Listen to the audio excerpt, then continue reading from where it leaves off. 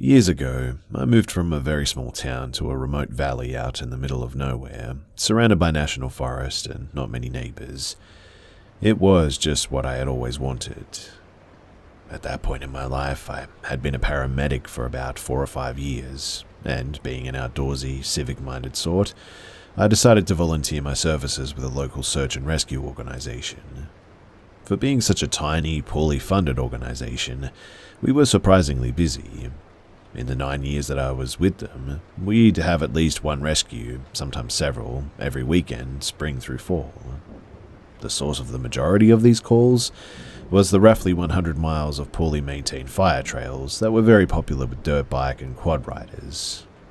When they'd inevitably get lost or wreck and get injured, we'd head out, track them down, provide medical care, and fly them out on a helicopter, or put them on Stokes basket mounted to a sort of a janky trailer thing that we'd pull with a quad.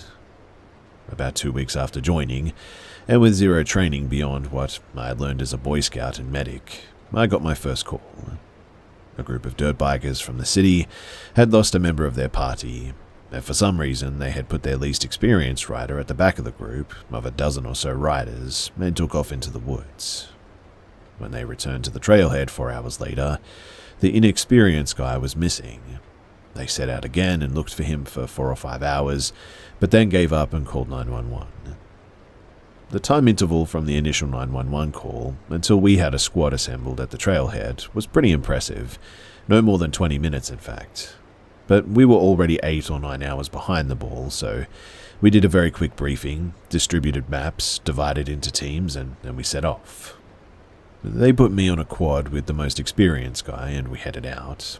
The plan was for each 2 to 3 person team to take one of the longer trails that ringed the place. Then after searching those, we would systematically work our way into the shorter, maze-like trails that made up the interior. This was to be a hasty search, none of that grid search stuff, but just riding around sort of looking for clues. I don't know what I had expected exactly, maybe a few dirt roads through the woods or something, but these trails were honestly an absolute nightmare. They were extremely rugged, technical trails, where you really had to know what the heck you were doing and where you were going or you would never make it out. GPS rarely worked due to the rugged terrain and tree cover. Radios and cell phones were terrible, and the maps didn't account for all the random trail riders would just sort of make, and the only marked roads were fire breaks, and mileage-wise, those accounted for maybe 10% of the trails. Why this guy hadn't been partnered with someone or put at the front of the group is a bit of a mystery. And anyway, 4 hours into this, I'm caked with mud, bleeding from being hit with branches, exhausted and just really done at this point. We take a water break and we hear broken radio traffic that sounds like the bike has been found, but there's no rider. It's only a couple of miles from us, so we head that direction, and when we get there, the bike is off to the side of the road, along with the quads of the other teams, but we can see them a few hundred feet in the woods. We walk over and find them looking down at the missing person, who is now very much dead. Lips are blue, skin dusky, arms spread out like a cross. On first glance, his eyes looked to be wide open and solid white, but when I examined him, I could see that his eyes were actually covered with, like, fly eggs. The dude had obviously been dead for a while, and this made me very nervous all of a sudden. But it didn't make sense, though. I mean, his bike still had gas in it, he had water and food, and he was a healthy guy in his late 20s. So why was he dead like this?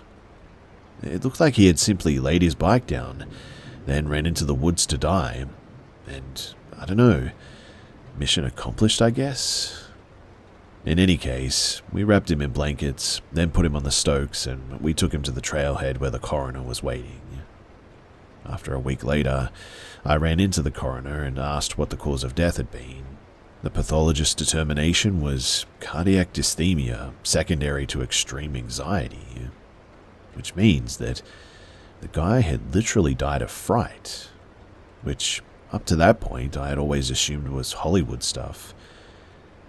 I don't know, I've always wondered what was going through his head that time, Was he just afraid of the woods or of being lost? If so, why did he run blindly into the woods instead of continuing to follow the trail? There's a part of me that thinks that he may have seen something out there. I don't know. I've heard lots of stories about weird stuff in the woods, and I've seen a few strange things myself, so it really wouldn't surprise me.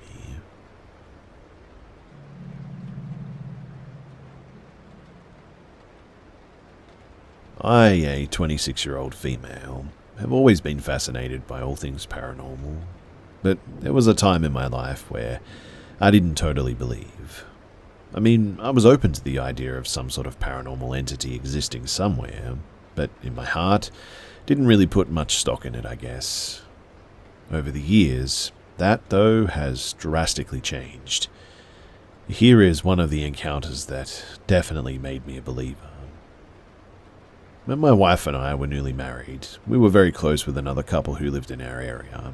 We would travel with them, double date with them, and we considered them our best friends. One day, they went out of town and asked us to watch their animals for them. They had a cat, a bearded dragon, a red iguana, and 2 rats as well. We agreed to watch them, and they left. I worked very close to their home, so I would go over to the house once in the morning, once in the afternoon on my lunch hour, and then again in the evening.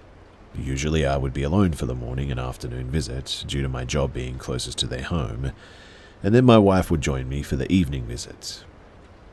Now one day, during my afternoon visit, I purposely left the lights in their home off. The animals were getting enough natural light through the house to see fairly well without the lights on that day, and I wanted to save them on their electricity bill while they were gone.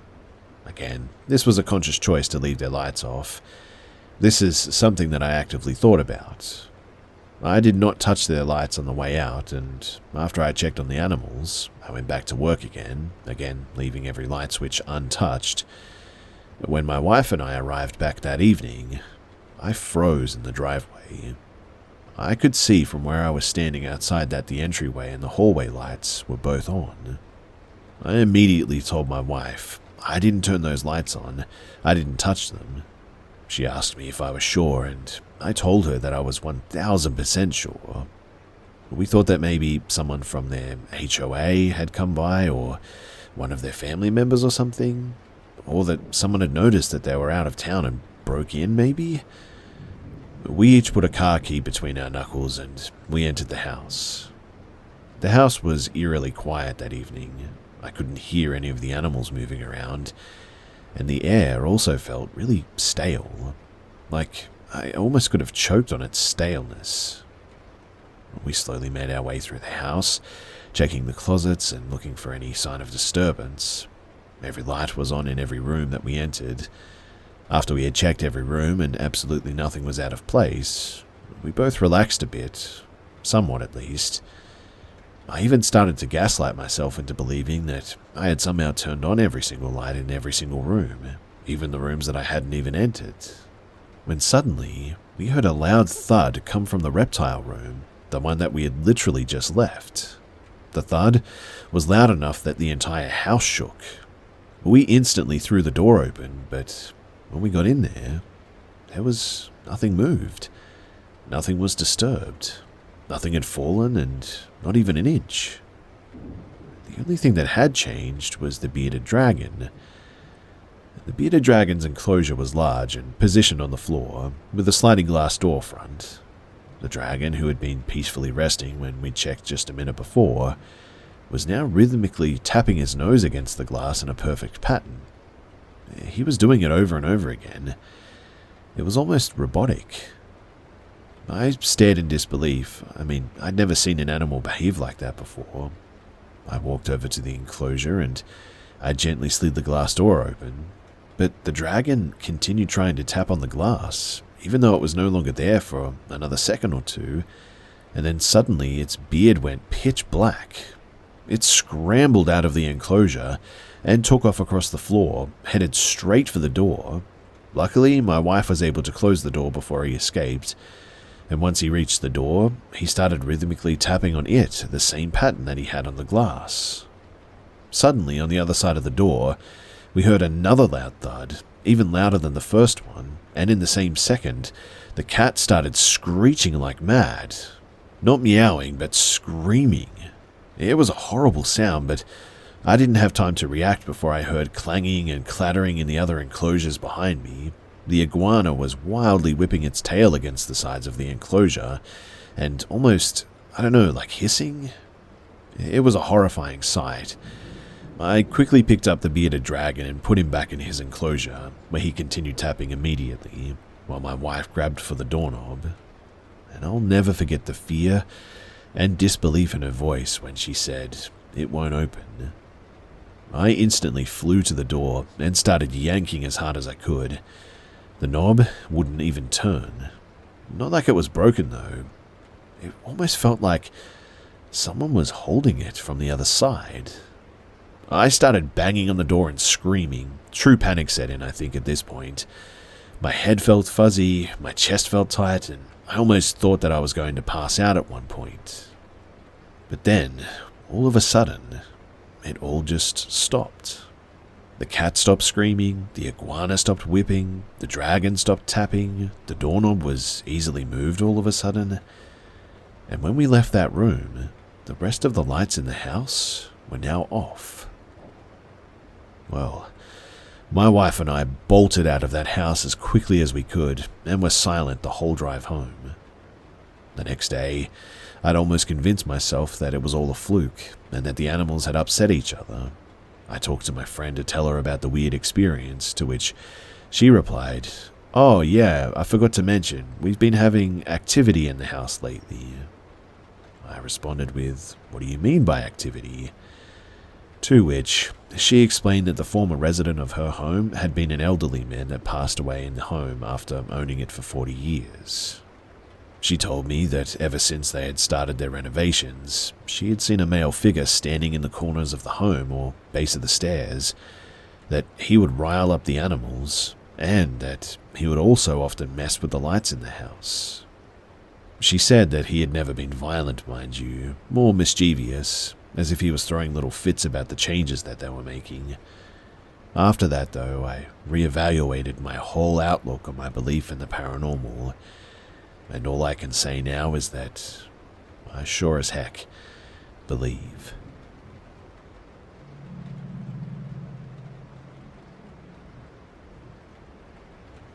A few months ago, my girlfriend and I were on a drive back home from a late-night concert at about 1 a.m. We were basically in the middle of nowhere, and I decided to pull off at a random rest stop to use the bathroom. I figured that at this time, the only people at this place would just be truckers and other people in the same situation as me. I got out of my car and I walked up to the building, and as soon as I stepped inside, there were a few weird things that I noticed. So this place was laid out sort of like with 2 men's rooms and 2 women's rooms, and 2 vending machines, one in both corners on either sides of the restrooms. When I walked in, there were 2 people, both of them standing directly in front of each of the vending machines, both just staring at the vending machines, not reaching to get money or actually intending on buying something, it appeared.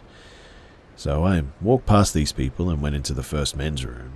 I walked inside, and I was the only person in this room, using the urinals, which were laid out in a U-shape. A few seconds later, someone else walks in, an older guy, maybe like 50 or 60, working class looking guy, and he walked over and started using the urinal right behind me about a few feet away. Nothing about this was very alarming at first, but being the careful person that I am, I already had my pocket knife open in my hand in my front hoodie pocket. Once I finished up, I go and wash my hands, and I walk out of the door to the first restroom. As I walked out, I realized that I also had to take a deuce, so to avoid being awkward, I walked into the second men's room, taking note that these weird vending machine people were in the exact same spot as before.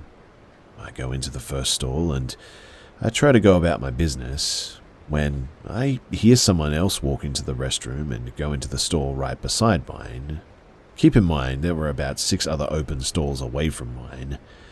I thought that this was very weird, so I looked down and I immediately recognized the work boots as the guy from the first bathroom.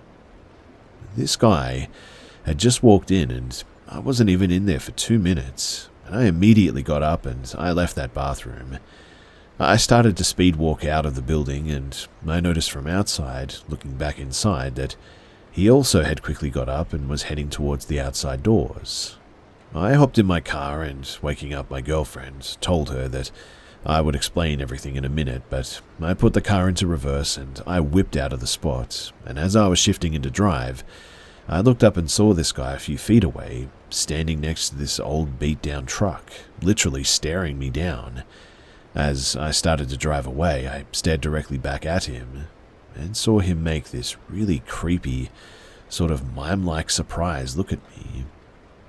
I was really tired and confused, but I still don't know what this guy was planning at a rest stop in the middle of nowhere at 1 a.m, or if the vending machine people had anything to do with it all.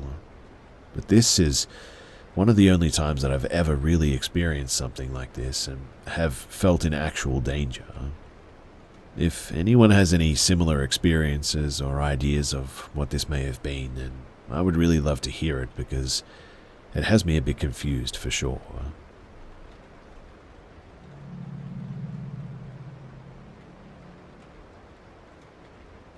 So, before I begin, I just want to say that these stories are told by my family and friends through the years, along with some of my own encounters in the rural mountains and ridgelines of my county. I've grown up in eastern Kentucky for several years. Since the age of 1, my family on both sides have grown up in the rural Appalachians their whole lives as well, but as with modern times moved to the small town nestled here in the valley, situated in between rolling hills and deep ridgelines. Where the following stories take place is in a rural area, nestled deep in the Appalachian Mountains. It's got a name and it's considered a county. However, the area where my dad's family grew up within this area, and where these stories come from, is more like a collection of deep ridges, and mountain folks than anything else live there. Just to clear up any confusion that this is in an actual town. During the early days of the settlers, these mountains were home to the Cherokee Indians, and many cemeteries in this area have actually around 30 to 40 graves of Native Americans buried there, marked with stones and rocks. Rather than a more traditional Indian burial routine, in the 1800s, George Washington, Colonel Grayson, was bestowed upon him a 70,000-acre piece of land, which now is where my town is located at today. So, the first story. In the 1970s or 80s, my mum and her aunt, along with her small cousins, were driving in an empty road just outside of town when they crested the top of a hill where an abandoned farmhouse stood, and they stopped their car in its tracks when they saw a massive hovering saucer-shaped craft hovering over the house. Frightened, my mother and her aunt booked it out of there at a high rate of speed, scared that they continued down the mountain track to a town quickly. However, when they looked in the rearview mirror, they saw the craft coming after them at a high rate of speed, tailing the car and keeping up with it. They attempted multiple times to evade this craft, but it was to no avail. It chased them for over a mile back to town, until finally, just at the edge of the county road that leads back into town, it finally seemed to disappear. My mother has told this story at least 100 times to family and friends, most of which believe her, as they too have seen strange lights in the sky in and around various areas of the community, though some don't. Though, of course, some don't. She drew me a picture of the spacecraft a few years ago, which I still have. It's grey and almost metallic looking by the way that she drew it. It has red lights all on the edges of the bottom of the craft, along with a few green lights on the sides of it. The second story happened when my mother was a child, old enough to know when something was going on, and was at home with her parents and siblings one night, when a man who her mother and family already knew and were acquainted with barged into the house and scared everyone out of their wits. He lived in a cabin deep within the woods some miles away, and during his stay there, he reported poltergeist activity, orbs, and paranormal activity within the property and house itself. He would go on to tell my grandmother that, reportedly, he was tormented all night by a demon who threw pots and pans, glasses, and even furniture at him. This went on almost all night, and it would throw them completely out of the cabinets, almost hitting him with it, also reportedly started knocking and tapping on the sides of the house and thumping the walls and the ceiling and all that sort of stuff. Finally, he mustered up the nerve to utter the Lord's Prayer and attempt to rebuke it in the name of Jesus, and this just seemed to make it worse, and it caused it to become even more aggressive, and now would try to kill him with even heavier objects, it seemed. It was at that point that he ran from the house, and he spent around 7 to 8 hours walking through the woods and rural country back to my grandmother's house. But while on his way to the house, he reported that he could have sworn that he heard footsteps trailing him in the woods, and next to the road, he couldn't see anything, and it continued like this for several hours until he finally reached their house. The next story happened in the 90s in a town sat by a white brick house at the top of a small hill.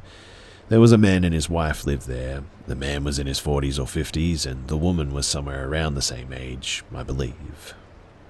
Anyway, one day while my mother was working at a local gas station where the woman also coincidentally worked at, the man had called her saying that something was wrong with the gas in the house and that he was going to go look at it to see if he could fix it.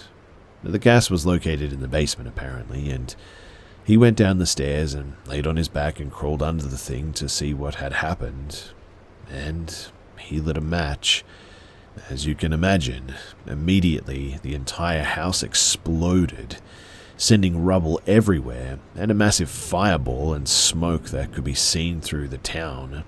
The man's wife, who saw the explosion from the gas station, ran home to discover that the entire house was gone, and there was nothing left of it but its foundations. The man's body, as one might expect in this situation, was blown completely into pieces, with body parts even littering some neighboring houses. Since then, it's become a bit of a local legend that the man's spirit haunts the house that was built on that land where the original one stood. The show Ghost Hunters, or maybe another ghost hunting TV series, I can't really remember, but they actually filmed an episode here because of the experiences by the home's inhabitants, everything from pots and pans rattling and stuff being thrown around to actual manifestations inside the residence. The next story that happened was to my dad's family.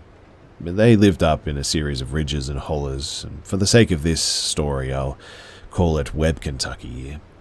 My dad's entire lineage has lived there since the 1800s.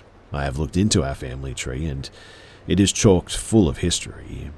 From an old one-armed Irishman who built the 2-story log cabin where my father's family grew up in, and where his grandparents, my great-grandparents, lived out their entire lives, to even some Native American heritage. But where the following story takes place is my uncle's house, which is the 2-story log cabin built by the Irishman. My uncle died in 2010 of a massive heart attack on his porch at home, and most of the time it's been empty since then, except for my aunt, my grandma's sister, staying there during the spring and the summer. The house itself has had a history of paranormal activity, from disembodied footsteps coming from the upstairs rooms to voices and apparitions. My whole life, my dad and his sister and brothers had always sweared that the house was haunted by spirits of my great-grandparents, the one-armed man who built the property too, and possibly even my late uncle who died there. But that isn't the only thing that has happened there. You see, in the late 90s or early 2000s, somewhere around that time, my uncle, who loved spending time out in the woods day and night, would go hunting with his pack of hunting dogs, and he was out one night on one of his nightly hunts, and according to my aunt, who heard the story from my uncle, who retold it to my grandparents later on, he was in the woods when something chased him out with great success, and he said that he could hear bipedal walking, tailing him in the woods. His hounds were akin to predators, also seemed frightened and wouldn't chase after whatever it was. He fled through the woods as he heard whatever it was chasing him from behind. He barely made it home by the skin of his teeth apparently, as whatever it was chased him all the way back to the property. And apparently he retold the story to my family a few weeks later while visiting. The next story, my uncle, Dad's eldest brother, had moved back to the mountains after some years away in the nearby city. After remarrying, the family kept up with him from time to time, but he went there on his own and he was doing quite well. However, unfortunately, in mid to late 2016, he was diagnosed with incurable lung cancer and was given only a few short months to a year to live. Seeing as how he didn't want to die in the city, he decided to move back to the hills of home. He spent a little while trying to find a suitable house or trailer to move his family back into, but after a while he finally found one nestled on a very steep hill with a gravel road, and leading up the hill to the house, it sat surrounded by dense dark woods in a backyard that was walled off by a massive rock face with even more woods surrounding it.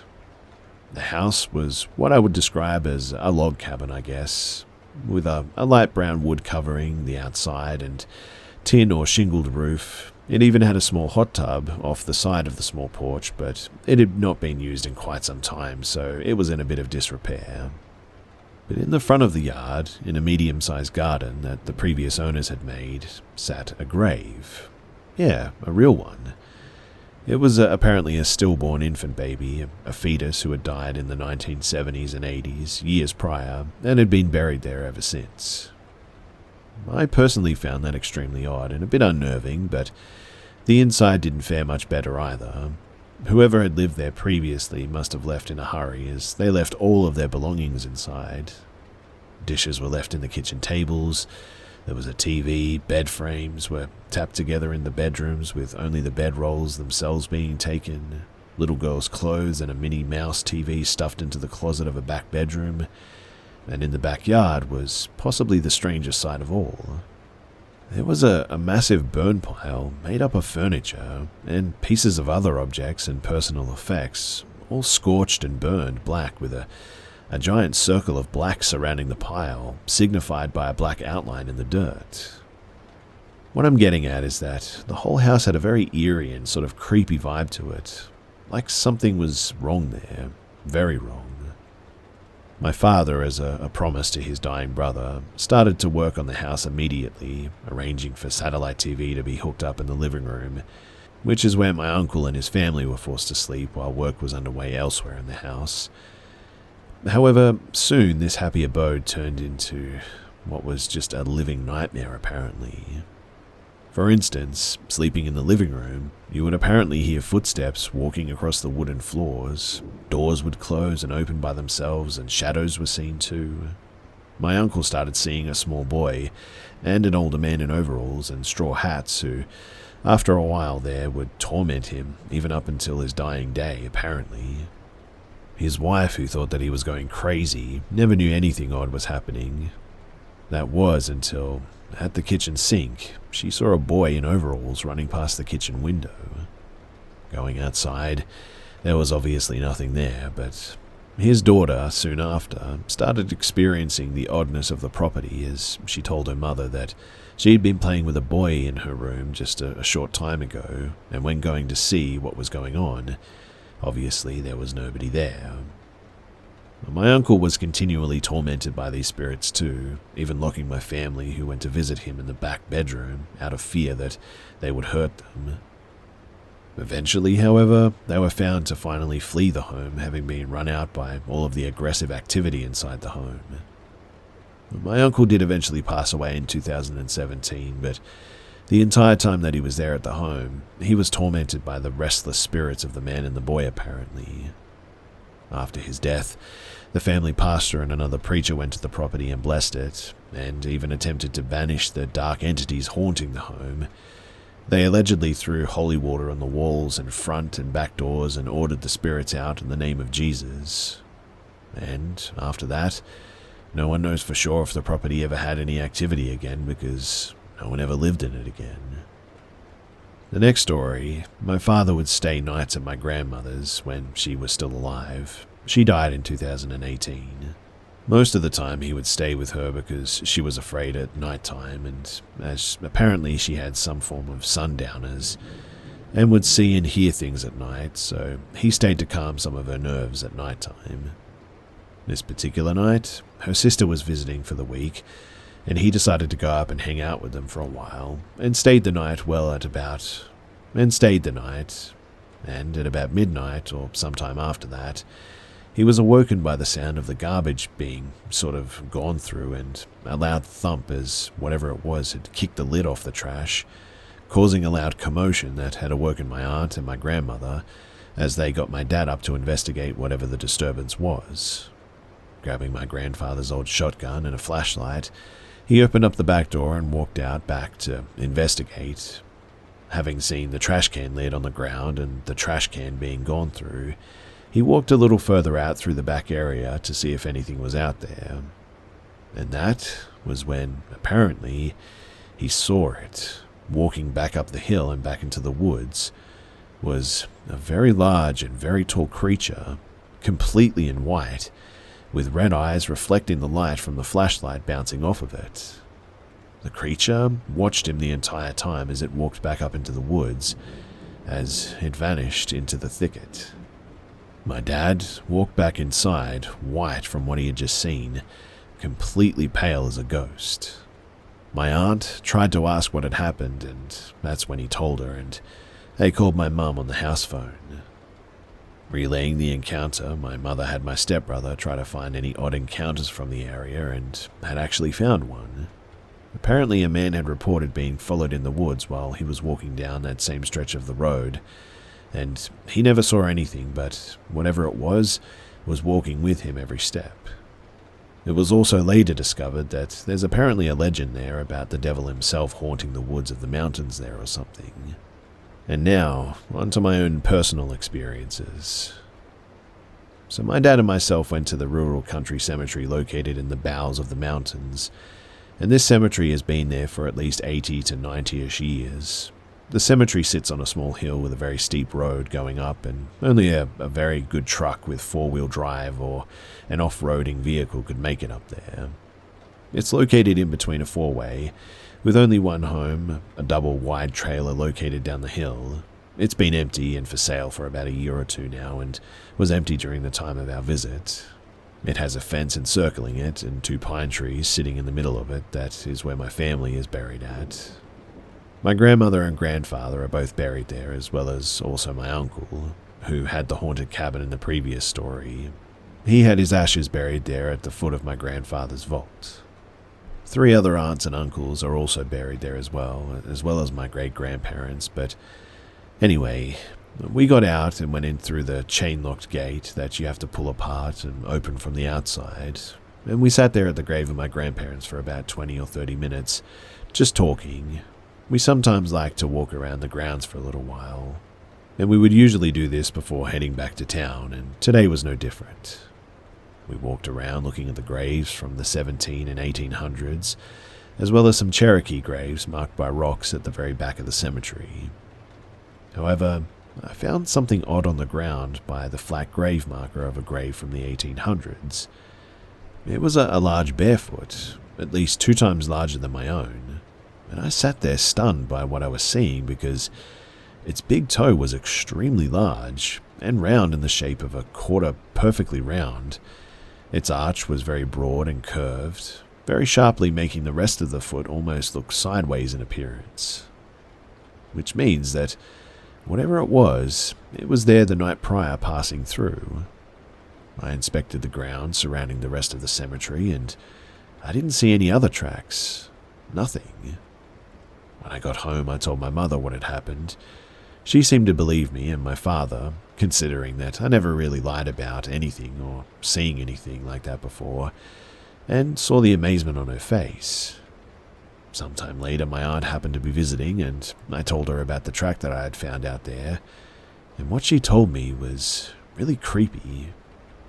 She told me that when my other uncle, my father's other brother, was out there visiting the graves years prior, he had come home and said that something was in the cemetery. He said that he had felt watched and was very creeped out being alone back there, and had seen, apparently, a very distinct and strange-looking footprint on one of the graves. Another story is that when my grandmother died in the fall, early winter of 2018, my aunt and uncle had moved into a trailer until they could secure a new home and move back from Tennessee to be closer to family.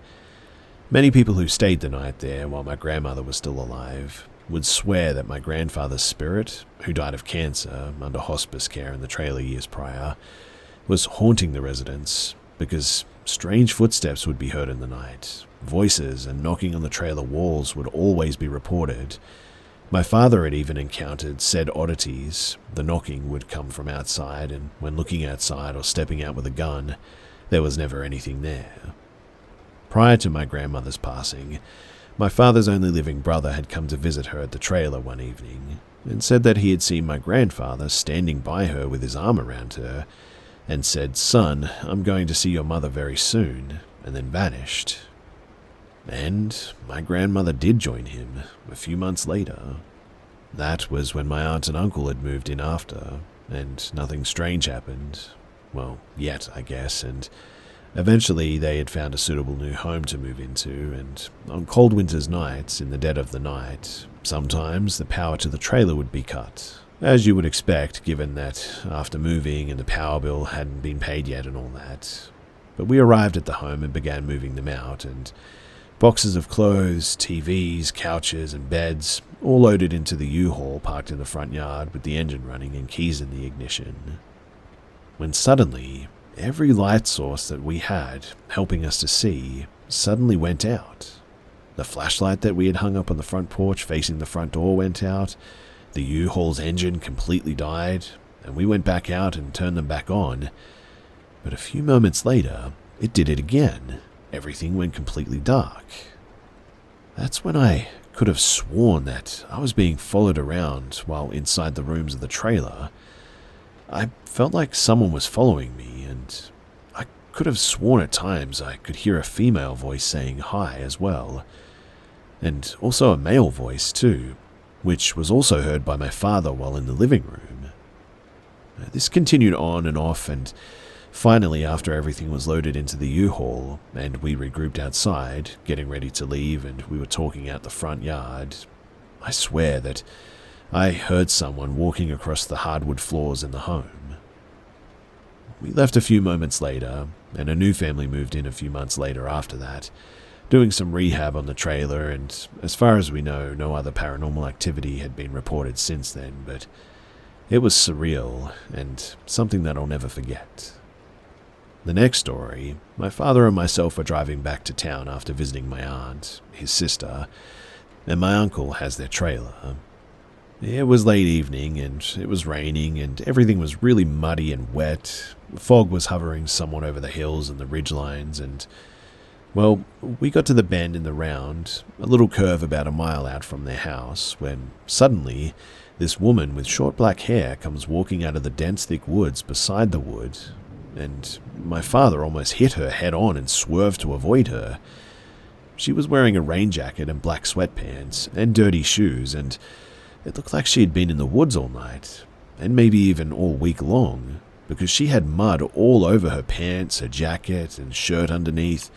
She looked soaking wet, and her hair was a complete mess. She looked really disheveled, and she stared at us all the way up the road, just staring, and I even looked back in the rearview mirror. She was still there up to the side of the road looking at us, not even moving back into the woods or walking away. She just stood there the whole time, staring. We never did see her again, but I often wonder what the heck she was doing out there, wet and alone, just completely disheveled like that. I always wonder if maybe she was kidnapped and perhaps something happened to her, but whatever the case, something was definitely off. The next story is my brother's, and my brother and his friend were deer hunting in some woods up in the area, close to his home. This was multiple years ago, so nothing recent. But they were going through the woods with their guns when suddenly they spot something up in a tree watching them. This thing jumps from the high vantage point, as it's around 10 or 20 feet high, and falls all the way down to the ground below without even being seriously injured. Apparently it was covered in thick matted hair and it was on 2 legs. They aimed their guns at it, but apparently this thing screamed at them, though he said that it was more like a roar, and it charged them, and they apparently ran out of the woods as fast as they could, as this thing chased them for quite some time, before finally losing it and getting back home in one piece. And the next and final story is my aunt and uncle's one, and they are the oldest of my mother's family. My uncle actually served in the Vietnam War and was even at one point during his stay overseas, was actually captured along with his brother. They were held hostage by the Viet Cong in the jungles, and he would often tell stories of how they would whip them and beat them and all sorts of merciless stuff and throw feces at them and all sorts of things. But after he returned home, they lived up in the rural area where my mother's family had grown up, and in their whole lives before then, she had moved to the city and started a private in-home nursing and hospice centre where my aunt had personally cared for deathly ill patients from dementia to cancer, and she treated them with all respect and kindness. However, around the early 2010s, after she had long since retired and my uncle started to become ill, as well as the organisation whom helped get them the house in the first place had foreclosed on them, and they were forced to move into a retirement home by the interstate. It was a high-rise apartment, pretty much, located by the interstate. Mostly only elderly and handicapped people were living there. And well, around a few months, maybe a year into their stay there, one night they saw an elderly woman who had Alzheimer's walking across a frozen pond near the building. No one even knew that she was gone, but they watched in horror as the woman fell through the ice and drowned in the lake. No one discovered her body until the next morning, but after that, however, some say that her spirit lingered in the building. My aunt and uncle would often talk about how they would hear footsteps, and one night my uncle had gotten up for something to drink in the middle of the night to see a woman standing there in the middle of the living room. Frightened, he flicked on the light, and as soon as he did, she vanished. This apparently continued for months too, and weeks, as the spirit of this woman haunted their living area. Eventually, though, they were forced to move again after my uncle had dementia for years prior, but it started to progress even more during this time, and just last year he would lose his long battle with this evil disease, and so after that, nobody knows what else happened there. So, these are the strange and weird experiences that I and my family have had living here, and it's a lot, I know, but I hope you enjoyed them, and here's hoping that nothing else weird happens from here on in.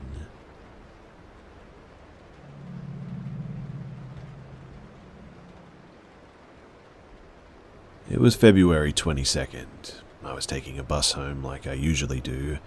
Hung out with my friends after school, so it was like 7 p.m. and dark. I was the only one on the bus until this guy, if I had to guess in his 30s or 40s, gets on at one of the stops. He looked kind of sketchy, so I didn't look at him much, but he kind of looked like Eminem, I suppose. Anyway, the bus driver stops and is taking a break for something. I don't know, but he says that he can't have us stay on the bus while he's gone. So the sketchy guy gets up, grumbling and swearing to himself about how it's so cold and whatnot. We all get off, though, and the sketchy guy and the bus driver go to the Circle K that we're stopped by, and I don't want to stand in the dark by myself, so I follow them. Thing is, though, by the time that I go over there, sketchy guy is coming back out already. I'm trying to avoid all eye contact and not get in the way of this guy, but he stops me and starts saying things like, "Look at you, you're not even dressed for the weather. How old are you? You shouldn't be out like this." He then offers me his jacket, which I politely decline, and then starts offering to buy me hot chocolate. I'm getting pretty uncomfortable at this point, so I just say yes and go in with him. He buys the hot chocolate for me, and I say thanks, and he just starts ranting about how the bus driver is a terrible person for kicking us off, etc., etc. I'm kind of tuning him out until he says, "If that bus driver leaves without us, I'll chase him to the next stop and put a bullet between his eyes." I was like, wow, okay, what am I even supposed to say to that? He starts making more death threats to the bus driver, till he drops the bombshell and says, "I've done it before, you know. I've killed a man before." I'm just walking there, trying to think of a response to a literal murder confession. The only thing that I could think of at the time was, did he deserve it? And he says, "Oh yeah, he did." And then just doesn't talk to me for the rest of the bus ride. I have no idea what I'm supposed to do with that information. I looked for mugshots from murderers in my area, and there was nothing that looked like him. So, should I tip the police or something? Let them know that, hey, there's a murderer running loose and presumably hasn't been caught yet. I'm pretty freaked out by all of this. I'm not sure if he was trying to scare me or what, but all advice would be really helpful.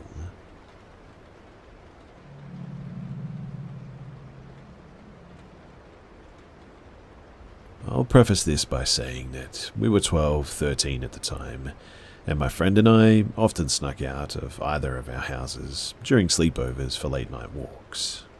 This was the basis of this terrifying encounter as well, and it stopped us from ever sneaking out after dark again. My friend lived opposite a huge forest, so her house was the preferred choice to sneak out for us to roam around at night, because the forest was more scary and thrilling, I guess. And we always took flashlights, food, and blankets so we could camp out for a couple of hours before going back home again. Well, on this fateful night, we inadvertently fell asleep instead of staying awake, so when my friend suddenly jolted me from sleep, it was past 3 a.m., which was a lot later than we usually snuck out. We grabbed our essentials and creeped out of the back door into the cold and dark night. Frost crunched underfoot as we crossed the deserted road, and as we reached the entrance to the forest, we noticed how pitch black it was and completely silent too. Unnervingly so, in fact. We turned on our torches, stepped into the uneven path into the forest, the light illuminating the trees swaying in the icy wind. We stepped on fallen, sodden leaves and bark as we made an unsteady but familiar way into our favorite part of the forest, our cold breath the only noise to invade the deafening silence.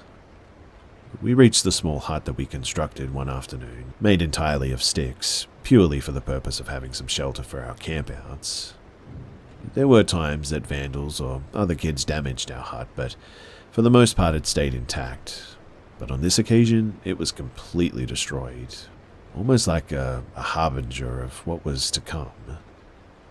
We were just deciding to just call it a night and come back later on that day to repair the hut when we heard it. The loud shrieking giggle that made the hair on the back of my neck instantly stand up. My friend and I jumped in shock and looked at each other like, what the heck was that? We were completely freaked out. The eerie and unnatural giggle rang out again, contradicting the silence and making my body break out in goosebumps. "Someone's here," my friend whispered to me, looking utterly terrified. "We have to go now." Her voice of rationale made it even more scary and unnerving to me that someone was in the forest with us at 3 o'clock in the morning. We just looked at each other in assent and took off running in unison, our footsteps navigating the path as naturally as we could from muscle memory, our uneven gasps of air punctuating the giggling that seemed to be following us now, getting closer and closer. Our torch's light went up and down with our fast movements, illuminating random patches of trees and bushes as we finally saw a small sliver of light as we came to the forest entrance. Running out of the forest, we didn't stop until we reached the back door of my friend's house and almost collapsed in a breathless heap of relief to be safe. Then, my friend's eyes went wide and she nudged me, pointing a shaky finger to across the road. A haggard woman of indeterminate age was standing at the forest entrance giggling that awful, horrifying giggle and was now waving over at us. We screamed and ran inside and looked out of my friend's bedroom window through the smallest gap in the curtain and could still see the woman standing there for some time.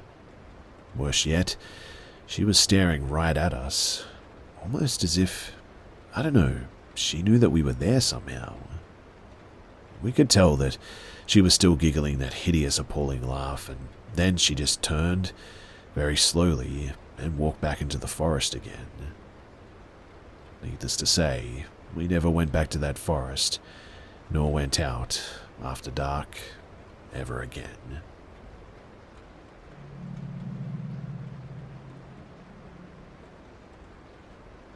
So I'm going to start by saying that I'm basically a skeptic when it comes to the paranormal, although I do love hearing stories and listening to others' points of views when it comes to that kind of stuff. This is why I'm having such a hard time, I think, of understanding what happened to me last September. You see, my dad, grandma, grandpa and I were attending my cousin's wedding in a small rural town just outside of South Haven, MI, late last summer. We rented a small house in town which was located in a very wooded area, just off of a small lake. Something felt extremely off as soon as I got out of the car at our rental property though. That's the best way that I can describe it too. Something felt off and I was just immediately uneasy. But being the skeptic that I am, I shrugged it off and just chalked it up to being tired and anxious, I guess. The night that we arrived, my dad and I were having a smoke outside and noticed how weird everything sounded. It was about 11 p.m. and there was nobody else around, but the trees were crackling incredibly loudly and we were hearing strange animal noises too. But nothing too out of the ordinary, I guess. Just the type of animal noises that you would hear in rural Michigan, I guess. But they just sounded particularly strange to us for some reason. In any case, we said our goodnights and we went to bed. The next morning, my dad told me that he went outside for a smoke at about 2ish that morning, and heard what sounded to him like somebody close by banging on metal siding or something. He said that it sounded like it was just next door, but didn't hear anything leading up to or preceding the loud banging, like footsteps or anything like that.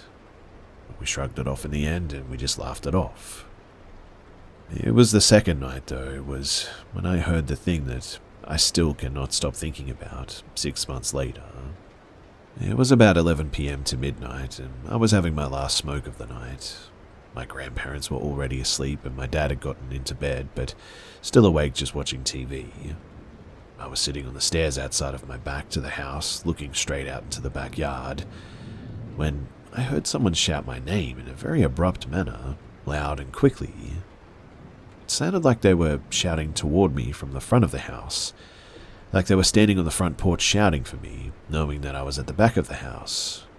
And it sounded just like my dad, but it couldn't have been him because I didn't hear the front door open or close or anything. Being a skeptic, I reminded myself to stay calm and I quickly walked back into the house. My dad was sound asleep, so there was no way that by the time that I got to him, he could have gotten back into bed. I woke him up in any case and I asked him if he was outside screaming my name.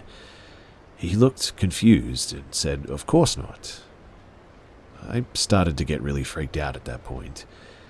I tried to go to bed, but just couldn't get the scream out of my head. I was up all night trying to figure out what had happened. I was honestly contemplating leaving, getting a hotel room somewhere close by and returning in the morning. Miraculously, I must have fallen asleep sometime around 3 in the morning. We woke up in the next morning and I was so ready to get the heck out of that town. As soon as we left, the uneasy feeling that I had the entire weekend disappeared. When I returned to work the next day, I told my coworker the weird experience that I had. Her face immediately dropped. She proceeded to inform me that this is apparently quite common in the Appalachian area regarding cryptids and other types of creatures. Apparently, they try to get your attention by mimicking someone close to you, and when you look at them, they kidnap you or something along those lines. But I was in Michigan. I tried to look up information about the town that I was in, but I couldn't find anything remotely interesting or related. So I'm wondering, has anyone else had a similar experience to mine? And if you have, what was it?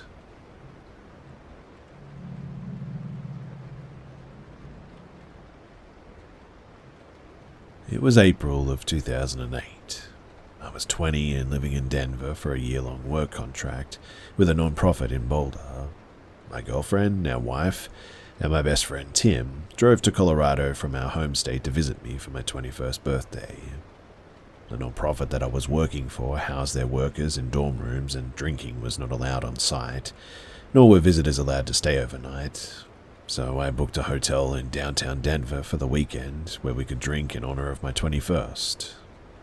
The hotel was big, very nice and in a safe central area of the city. So nice, in fact, that it was the same hotel that most of the politicians would later stay at during the DNC convention of '08 that took place in Denver later that summer. My wife and Tim, They arrived Saturday morning and we all met up at the hotel. The day was fantastic. We drank across the city most of the day. By about 1 a.m. we got back to the hotel. The room was typical with 2 queen beds.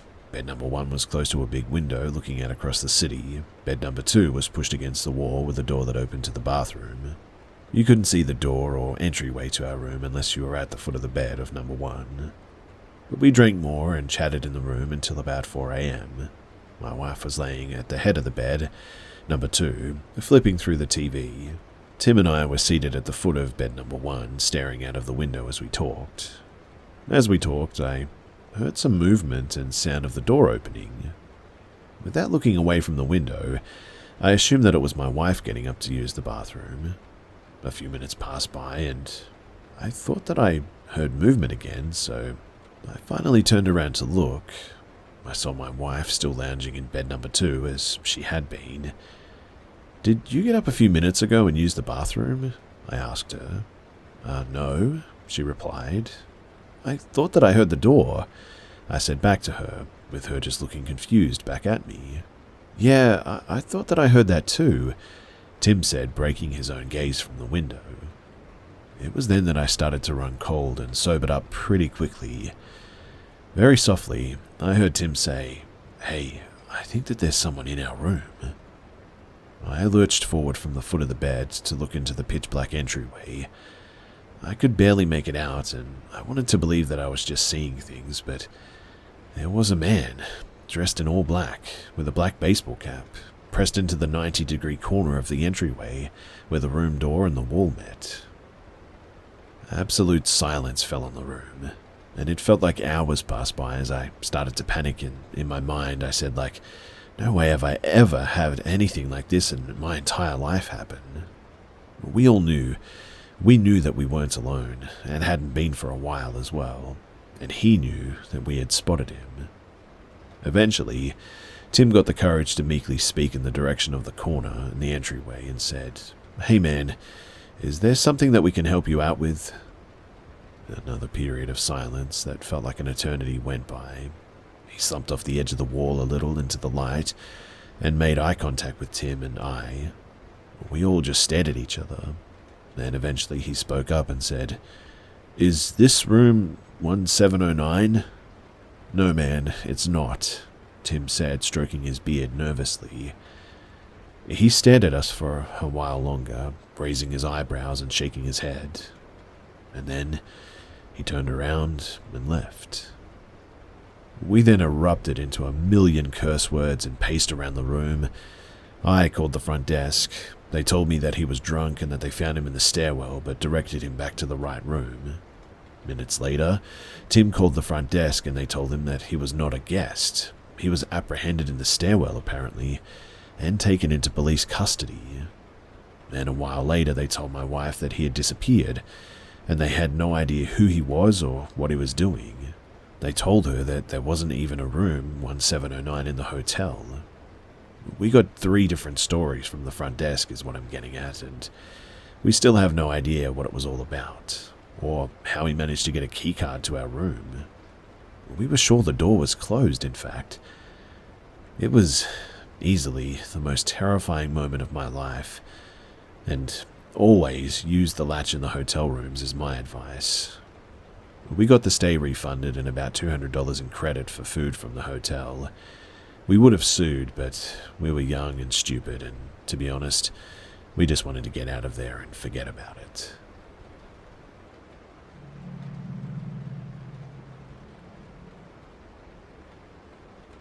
So I was kicked out of my mother's house at 18 and went to live with my uncle and father in Selma, AL.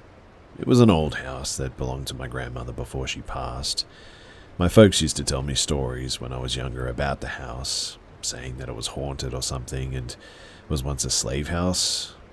Selma has a history of slavery and even was once called Slave City, so I believe the stories. But there was even a rumor, though, that a witch lived in the house before my grandmother. It's also rumored that my grandmother's brother even dated a woman who was said to be a witch, and apparently she put candles around the doorsteps with a chicken with its head cut off in the middle or something. I've had family members tell me about their stories of seeing and hearing paranormal activity around the house, but at this point, I had never witnessed anything myself, so I thought that they were all just superstitious and paranoid. Anyway, after a while, I moved into my father's old room, and he warned me that one day I'll start hearing voices. I had a dog at the time, and he even warned me that one day my dog would die. His exact words were a bit more cryptic than that though, but I got the drift. He said they'll either kill you or the dog. I laughed, thinking that he was just joking, to be honest. He told me that my aunt was secretly a witch and that I couldn't trust my uncle. He also told me that if something starts calling for you to come outside the room at strange times, it's not real. I laughed at him even more then because I remembered other family members saying that he was crazy and talked to himself sometimes. Despite his claims, everything seemed okay for a while though. One day I was preparing to leave Selma for a job interview in Montgomery. My aunt saw me dressed up and asked where I was headed. I told my aunt, who was living there at the time too, that I was going to take a nap and I was heading to Montgomery afterward for a job, an interview. Hours later, I walked out of the house to find that my front tire was slashed. All of a sudden, my aunt appeared out of nowhere and asked what happened. And this was a bit strange to me. She was acting unusual, but I didn't question it. Luckily, I had a spare in the back of my Jeep. I fed my dog and left for Montgomery, and it was dark when I came back to Selma hours later. My uncle, though, said that my dog was dead, and he didn't know what happened to it, and that they had already buried him too. I felt some type of way about my dog mysteriously dying, so I asked my aunt's kids who were always outside playing what happened, and one of the kids told me that they beat the dog and kicked it until it stopped moving. Now, I have never heard this child talk like this, and he was really serious about it. Well, at least he seemed to be. Didn't blink or laugh while saying it. At this point, I knew something was wrong with my folks, and my father randomly came over to the house the next day. Before I could say anything about the dog, he said, "I told you that they were going to kill it." He also said that he saw my uncle talking to some Mexicans who were known for doing voodoo when he passed by late last night. Again, though, I just laughed it off because my father was always a joker. But deep inside, I was starting to get very worried, I have to admit. In any case, the next day, as soon as I woke up, I had this weird, unrealistic feeling. Then I heard my father call my name from outside the house. He called me by my nickname that he used to call me as a kid when he first lived in my grandmother's house. I was about to go out too when I remembered what he said. If something starts calling for you to come outside the room at strange times, it's not real. I paused for a few seconds, then swung the door open, but as he said, nobody was there. It was very early in the morning. My father was more than likely at work. And 2 days later, I woke up at 3 in the morning, walked outside of the house because I felt weird. As I walked around the outside of the house, I heard sounds like birds swooping over my head. When I looked up, I saw nothing but black shadows flying everywhere. I looked to the sky and the moon was so close to the earth that it might as well have been a giant eyeball staring right at me. A few days after that, the people from the job interview called back and said that I got the job. I was supposed to start next week. Later that night, though, I felt a presence in the room with me as I tried to sleep. It felt negative, so I put my headphones in and played some positive music. But even with the music playing, the presence felt like it was getting stronger and stronger. Somehow, too, my left earbud fell out of my ear, and it was then that I heard a dog or a wolf or something like that growling in the room. I could even feel the vibration of the growling. I instantly got up and left the house, and I didn't come back until the morning that night. Later in the week, I was preparing to leave the house so that I could live with my family in Montgomery for the job. I had gathered all of my things and was ready to go. I sat back on the bed to get a short rest before I hit the road, when all of a sudden, it sounded like something was running up to the side of the bed, and something grabbed my hair and yanked it. The force literally almost pulled me off the side of the bed. It was then that I left in that moment, and after that, I swore to myself that I would never be back, and I have never gone back since.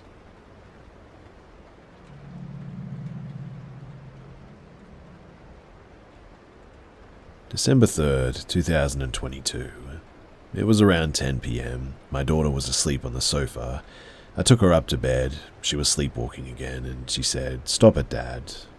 I said, "I haven't done anything, Kelly." I laughed, and she had stopped in her tracks, and then had this odd sort of bent forward posture, with her arms stretched down to her sides, with her fingers spread out, and said, "I'm not Kelly," but in a sort of old woman's voice, with a deliberate pause before she said her name. "Of course you're Kelly, silly," I replied, and laughed. She then carried on walking half asleep to her bedroom. She got into her bed and closed her eyes. I kissed her on her head and I said, "Love you, Kelly." She started to fidget in her bed, and with her eyes still closed, announced, "I said, I'm not Kelly." The same old woman's voice and a pause before her name, and also now a bit of irritation in her voice. Then I realized this wasn't my daughter mimicking someone. This may be somebody else. I got goosebumps up and down my arms and said, with a little stutter in my voice, "If you're not Kelly, then who are you?" My daughter then opened her eyes, lifted her head, and adjusted herself to be eye to eye with me, and started to stare intensely into mine with these matte black eyes with no color, then put herself back on her pillow, shut her eyes, and just instantly went back to sleep. I woke her up, and it was like I'd awoken her from a deep slumber. I said, "Kelly, are you okay?" She says, "Yeah, Dad. Why did you wake me?" I said, "Oh, nothing, just checking that you're okay," and then asked her to pray with me, which she did with no issues, maybe a little bit of confusion. Then I kissed her on the head, said that I loved her, and I left her to go back to sleep. The next day, I had to drop a parcel to my neighbors next door. The brother and the sister opened the door. I gave them their parcel. Then I asked how they were because their mother had died in the summer, and I said, "Do you feel like your mum is about it all?" The daughter replied, "Oh yeah, they feel her presence a lot, and that they also had seen a ghost out on the fields in front of her house of a young girl, 6 years old, who had died on a playing area that used to be there." She then told me that she and her mother used to regularly use a Ouija board to contact the little girl, and had done this many times, speaking to her, and the little girl had replied saying that she is protecting the area so other children don't get killed there. And also a friend of the family who had died and was still visiting them in spirit form, apparently, dressed in a hood, and was seen moving through their rooms at night to check on them. I replied that I don't really mess with that stuff, and I just said my goodbyes to them. But I left with a really sick feeling in my stomach. 2 days later, I was going to bed for an early shift at work. I went to bed at 11 p.m. and went straight to sleep. And suddenly I awoke, but I had my eyes shut, and in my head I heard myself say, "There's somebody in the room." I opened my eyes, and in the dark, I could see a man with white hair and black glasses, working on a device pressing into it, where my wife's side of the bed is. I jumped back, shocked, and I started to get out of bed. I turned my head away just for a brief moment, and when I looked back, he was gone. It was a real person, though, totally solid and real to look at. I wasn't scared at that time. I guess I was just completely bewildered. I laid back down after getting a drink of water and went back to sleep somehow, and then again it happens. I'm suddenly awake with my eyes closed, and once again my mind is telling me that somebody is in the room. I open my eyes. This time, it's more sinister though. To my right, at the side of the bed where my wife sleeps, there's a creature with matte black eyes staring at me. In fact, The eyes reminded me of how my daughters looked a few days before. Whatever it was around 4.5 feet tall and seemed like a mixture of maybe a gargoyle and a gremlin with no wings and long pointed ears that pointed straight up, nostrils like a gorilla's. Its skin was dark green and leathery with light orangey sort of brown tips going down its arms. It was looking straight at me with a mouth that seemed to be frothing on one side, and it looked very old, exhausted almost, very hungry perhaps, and was slowly panting while looking in my direction.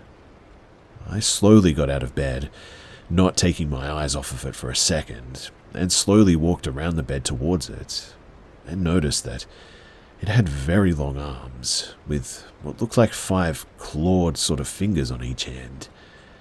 The way that it was standing reminded me of the bent forward posture that my daughter had had earlier in the week, with the arms hanging down to its sides. I also noticed when I was moving from the bed, its gaze did not follow me. It seemed to be just looking to where I had been sleeping, and as I got a little closer, maybe 5 feet away, it then just disappeared from the room. Like it just was here in reality and then all of a sudden it was gone. Not like it faded, but more like it just blinked out of reality. Well, obviously I was scared now, and after that I didn't get any more sleep. The next 2 weeks were fine, but from late December 2022 into now February of 2023, I have started to have real trouble sleeping. I feel like I'm constantly being watched, but also I feel an icy cold wind blows on my neck, around my spine and knees sometimes. My wife and the rest of my family are just fine. Me, I get really cold in areas of my body around my neck and knees and face, especially between my eyes and nose. If I'm lucky, I'll have like 1 to 2 days of good sleep and then a couple of days of bad sleep, maybe 2 hours sleep each day. I've seen a doctor and I've had a urine and blood test, and they've all come back fine. I've been given sleeping tablets and I have been taking calming tablets. They do help, but it's still happening and I'm getting cold and sometimes feeling like, I don't know, something's here, watching. I also saw a vicar and had myself blessed, and also a crucifix and a Holy Bible blessed as well. And when I went around the house saying the Lord's Prayer and then telling it to leave by the power of God and Jesus, that seemed to help for 1 day. The house got very positive and light, and I slept really well. But the next day I had terrible sleep again, and it was almost like back to square one. I really don't know what to do. It's really disturbing me for obvious reasons, but to other people it probably just sounds like a bad horror film. I know that. I don't know if I'm going crazy. I don't know if I'm actually seeing something. I don't know why my daughter said what she said during her sleepwalking, but it feels real to me, and there have been other small things starting to happen, which even my other family members have noticed too, which makes me believe that I'm not going crazy. Something is actually happening.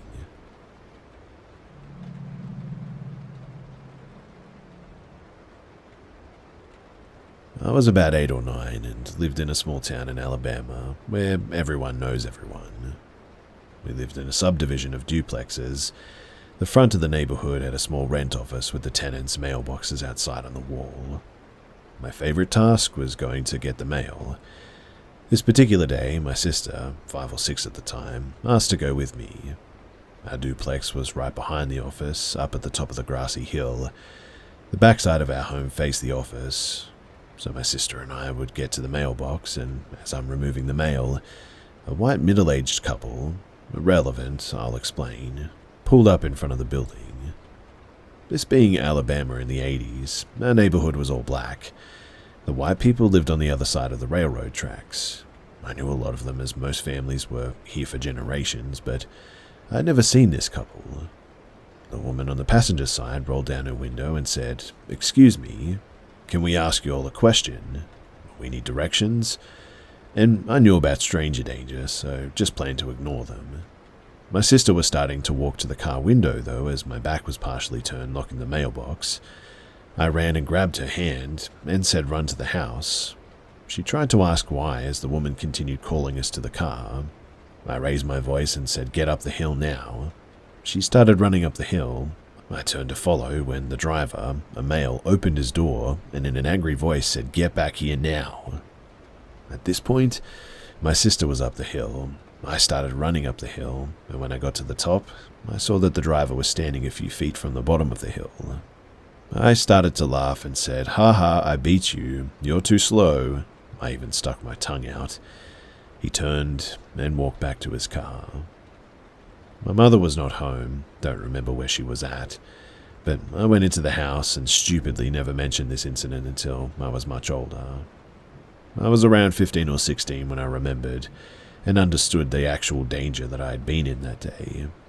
My mother was shaking when I finally told her.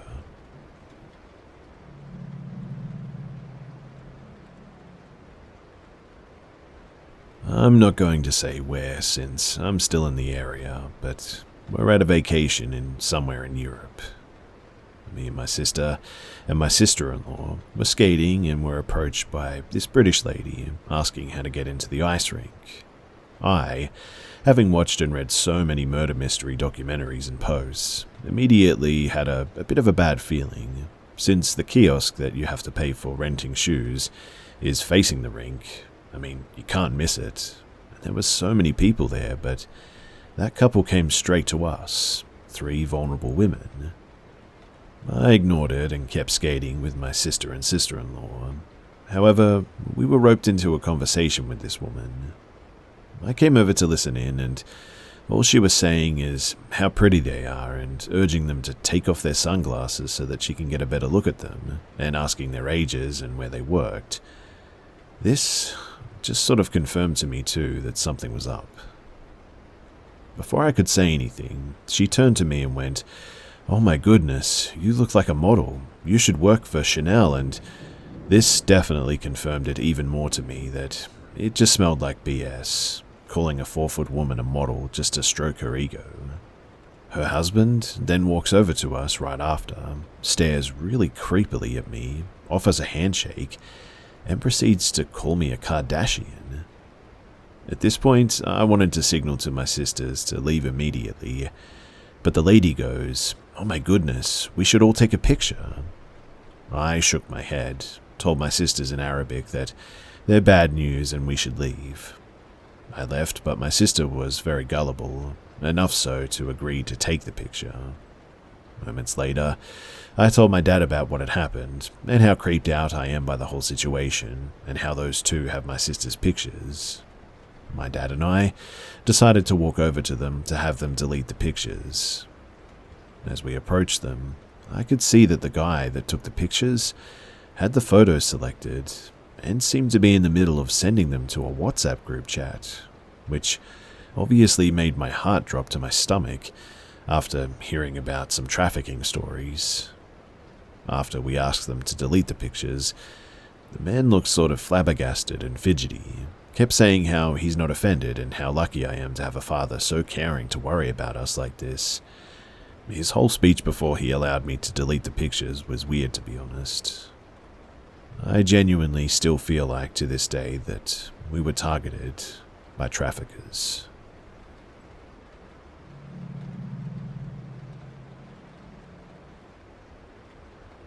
This was back in 2016. I moved to Iowa, which I had lived in Illinois all my life.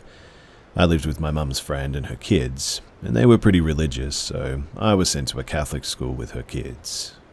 It was probably a 15 to 20 minute walk from our house to the school, and we walked that every morning and afternoon. I don't think that there were any buses at the school, which is why we walked in the end, but there were 6 of us, 4 of them older than me and 1 younger than me. I don't really remember why the 3 of the older brothers didn't walk with us, but they didn't. So it was my friend, who I had lived with, and she's older than me, her younger brother, and me.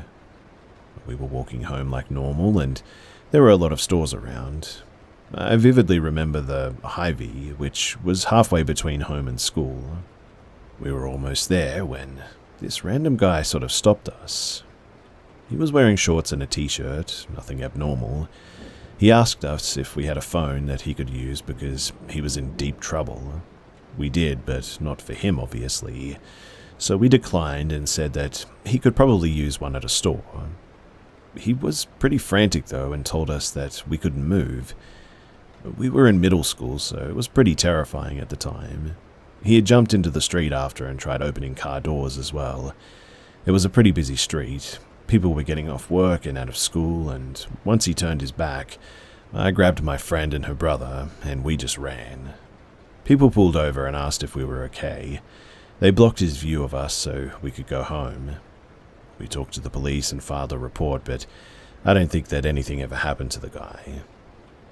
I moved a few months after, back to Illinois, but I think about this guy pretty much every day. I don't know who he was, if he got caught, or what would have happened if he got a car door open. I'm just glad that my friends and I made it home okay.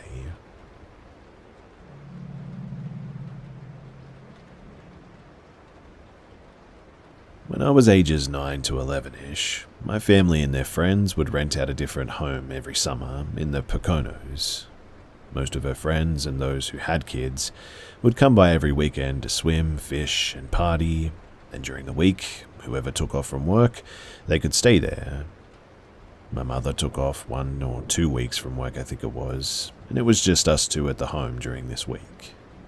We were in bed, talking as we usually did before going to sleep, when we heard footsteps and movement downstairs. My mum immediately shushed me to get a better hearing of what was happening. I personally didn't immediately get alarmed by it, but I remember asking why. My mum just said shush, with a sense of urgency and fear that made me instantly nervous. I knew then that we were there alone, and had now realized that somebody else was downstairs. These footsteps were very loud, and not trying to be quiet. After a minute or so, we heard them approaching the stairs. Once my mum realized that these noises were in fact happening, she snapped into action and quietly ushered me out of bed. She started to open the window. We were on the second floor bedroom, with a flat roof directly outside of our window. At the same time, the footsteps started to loudly climb up the stairs. I was so scared, and my mother was telling me to climb out the window. In her mind, these were robbers or intruders that might want to cause us harm. I kept refusing, but slowly started to approach the window, about to go out, when the heavy footsteps reached the top of the stairs. I remember every step with us getting more frightened. We heard it right outside of our bedroom, and then they completely stopped, and it was all very quiet again. We froze, not making a sound for what felt like forever, but it was probably like a few minutes, our hearts beating so quickly now. My mum eventually opened the door. When she did, there wasn't anyone there. She eventually checked the whole house, including downstairs, and the weirdest thing is that nothing was disturbed. It was completely empty, like nothing ever happened. It was a very strange experience that I still remember to this day, and whenever I bring it up to her, she's like, yeah, I don't know what happened, but maybe ghosts or spirits could be real? Another weird thing that I found in that house while exploring with other kids was one of the closets downstairs had an extra little door in it. We opened it one day, and it was another crawl-space-sized closet with a pillow and blanket inside. Looking back, I often do wonder if perhaps we actually disturbed someone.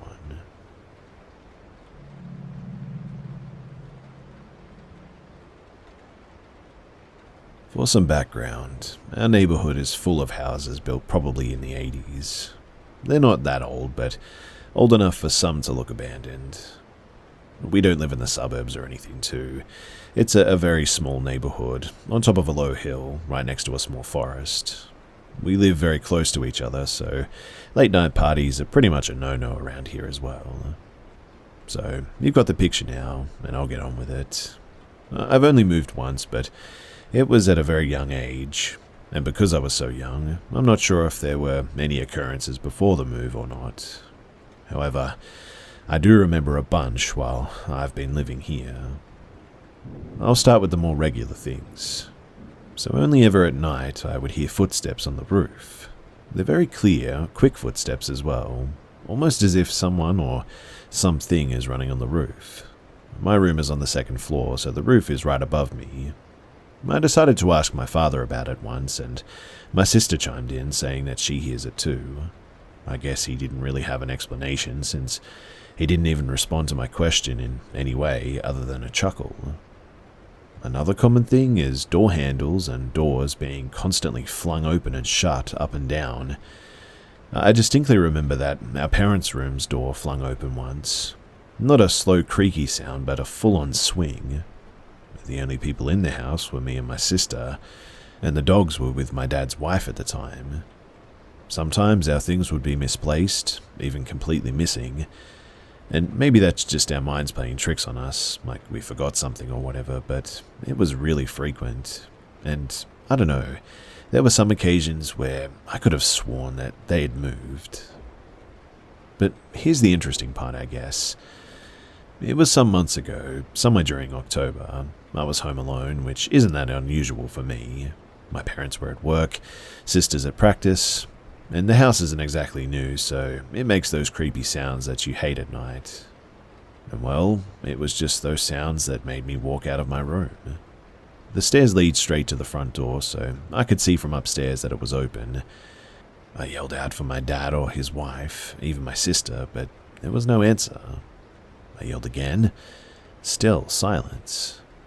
Annoyed, I made my way down the stairs, only to be shocked by the fact that nobody was in the driveway. I instantly slammed the door shut and began panicking. Was there an intruder inside? A murderer? Or maybe some random homeless person or something? Well, the first thing my brain told me to do was run back up to my room and stay there until somebody got home. I waited there, scared out of my mind that somebody would be in the house. When my dad's wife came home, only around 10 minutes later, I told her about it right away. She grabbed a long kitchen knife and started searching the house, but in the end, there was nothing. Absolutely nothing. And I mean, we checked everywhere, you name it. The closets, the attic, even the chimney, but there was nothing. I was frantically sobbing the entire search, and up to this day, everybody swears that they locked the door after themselves. And to be honest, I knew that they did too, because I always check after they leave, and I did this day as well. Another incident which happened way back, somewhere in the wintertime. As per usual, the running sound on the roof was happening again. At this point, we were living in this house for almost a year, I think. I got sick of it this time and went downstairs to sleep in my parents' room. I still heard it, but it just wasn't as loud. And strangely enough, it wasn't on the roof anymore. The sound was slowly making its way down the side of the house. I freaked out a bit at that, and saw my parents doing so too. They tried to calm me down as my dad went outside to check what it might be. I fell asleep before he came back, so I'm really not sure what happened. I've tried asking him about it, but he won't tell me anything. And I still wonder what actually happened that night. I'd tell you more too, but right now I'm just way too tired to keep going. I know some of this might sound a little bit silly to some people, like some of it might have just been nightmares or things that I'm imagining. I've thought that it was my mind playing tricks for the longest time too, since our family has a history of mental health altogether. My dad's wife's side, at least. If anybody has an explanation other than this, though, then please do help me out. I mean, have I invited some sort of spirit, or is it a demon, or is it something completely different? I don't know, but I really just wanted to get this all off of my chest, once and for all.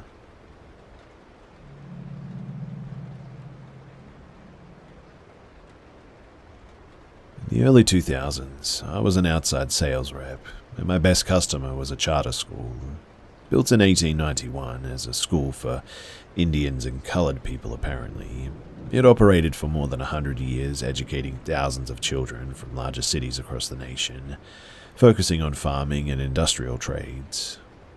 On its nearly 300 acres were 6 buildings, including 2 dormitories and an old frame church. I ended up spending multiple hours on campus every week performing various functions and tasks. I loved the school and staff so much that I enrolled my daughter in their first pre-K class too. And very early on, the business manager and I became friends, and he told me what he knew about the history of the site and the industrial school. He had been a lifelong resident of the town the school was in and knew much about it. He also told me of the ghost. Their ghost had appeared to nearly every member of the school staff, typically seen simply walking through the grounds in the early morning and evening hours. At the time, the entity was simply described as looking like an older man dressed in early 20th century work-type clothes. My first experience happened on the day the dedication ceremony was held prior to the charter school officially opening. Said ceremony was attended by numerous state and local officials. A dais had been erected in front of the chapel, with power for the sound system provided via a very long and thick power cable. As the chapel had no electricity run to it, the power cable had been run from the dormitory-turned-classroom building about 100 feet away. At the end of the cable was a monstrous black plug. Think a 220 dryer or oven plug or something on steroids. This was plugged into a temporary power board erected behind the chapel. From there came the various extension cords run to the front of the chapel itself. As the ceremony began, I was standing with the business manager to the side and well behind the dais. We were a few feet further back than the rear of the chapel. From there we could see the attendees and turn our heads to see the power board. The power board was roughly 12 feet behind the middle of the chapel. The extension cords run through the building directly to the dais so as to be out of the way. And at one point, there was a loud pop as one would hear when a speaker is unplugged while turned on. The microphone went out and the person speaking could just barely be heard. We both looked over to see the plug itself was out of the power board and on the ground. I turned to face him and he started to tell me to go plug it back in while he went up front to let the folks know what was going on. He didn't get to finish it as, in that 2 to 3 seconds, the power to the microphone was somehow restored. We looked in each other's eyes in a rather what the heck moment, then turned to see the plug was now somehow back in the power board. There was no one within 50 feet of it. We were the only people behind the building, and the outlet for the plug was about 3 to 5 feet off of the ground. When I looked back at the business manager, he simply said, "There's our ghost." And that was it. The second incident was the first time that I've ever seen a ghost or entity in my life. My company was installing the network cables for the classrooms in the main building. The design of the building was pretty straightforward. A central section with main office, nurse, cafeteria, and gym with 2 hallways running perpendicular to that, one on each side. The day that we started was the day after all of the door locks in the building had been changed. I was helping the techs that day as we were a small company and didn't have a proper IT staff. I was friends with the school secretary, and she'd made me promise that I wouldn't lose the key that she was giving me, as it was not only the master key, it was the only key that they had for the new locks, as the locksmith hadn't dropped the rest of the keys off yet. So we went to the basement to gain access to the crawl space that ran under each classroom hallway. The secretary showed us the basement door, gave me the key, then locked the door behind us so as to prevent any students from coming down to the basement. Each crawl space was maybe 100 feet long with a single bare light bulb hung at the far end. The entry to the crawl space was about 5 feet off the floor, and the crawl space slowly tapered from a ceiling height of about 5 feet to just about 3 feet at the far end. It was maybe 5 foot wide, but it was definitely tight. So the tech and I had been running cables for a couple of hours and were down the crawl space furthest from the stairs leading down from the main level, which we could just see the bottom of from where we were. We were just about halfway down, and I was to the left of my tech, with him between me and the basement. At one point, I caught movement out of my peripheral and looked past him to the basement. And what I saw was an older-looking white man, maybe early 60s, salt and pepper hair, wearing what I would have said were medium brown khakis and a dark green or blue work coat. He was back just far enough from the crawlspace entrance to see him from the knees up. When I asked my buddy who that was, two things happened. First, my brain realized that I couldn't tell the exact color of the man's coat because he was transparent, and my buddy's knees buckled and he fell back into me. When he turned to look at me, his face had gone completely grey. I looked back, and the man was gone.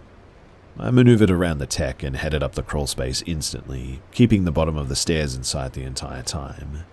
In my head, I was thinking some kid had gotten into the basement and was screwing with us. I got to the basement, dropped down to the floor to find the basement empty.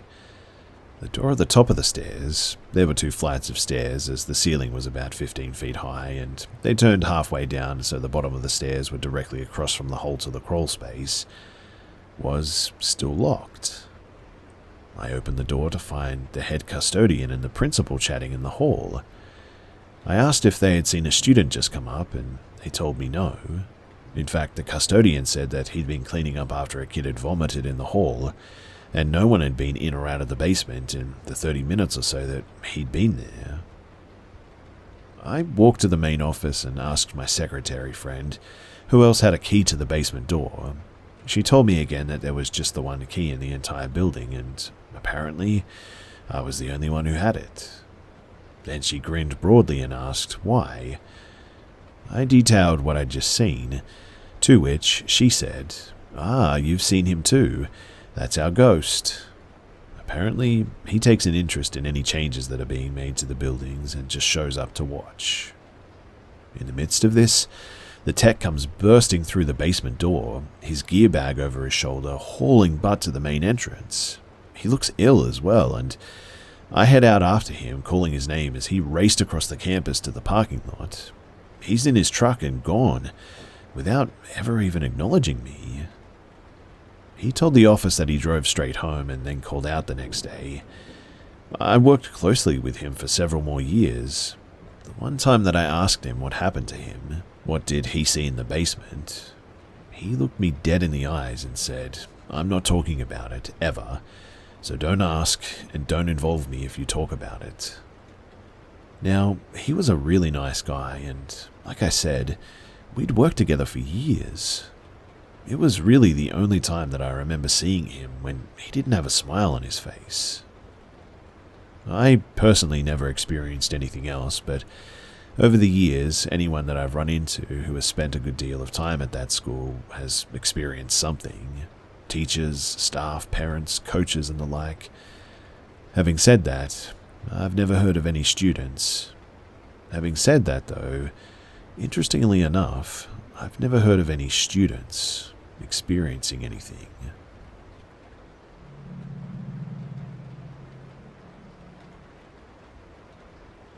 I would have been about, maybe 3 to 5 years old at this time. I wasn't in school yet, but I wasn't using diapers anymore, just underwear. We lived in Arizona, though, in the early 80s. I had my own room, and my parents were in the room next to mine. It would get hot as well, so I just slept in my underwear on my stomach. My family was friends with our neighbor, who lived in the apartment next to ours. I remember he was a pretty cool guy who was always super nice to me and gave me candy. And one time he was working in the attic, and the wood was so bad up there that he actually fell through into our apartment once. It was a complete mess, and now, my dad, like other people in the 80s, was into drinking and doing drugs. He was always good to me, but he did like to go out with the fellas and party from time to time. Our neighbor also liked to party, so they would usually go out together and come back late at night. And it seems my dad could handle partying a little and not going overboard, but as for our family friend, he was very much not like that. Now, I don't know the exact story, but there were 2 rumors how he died. One was that he ended his own life from his drug addiction, and the other that he was actually murdered for a drug deal and made to look like he killed himself.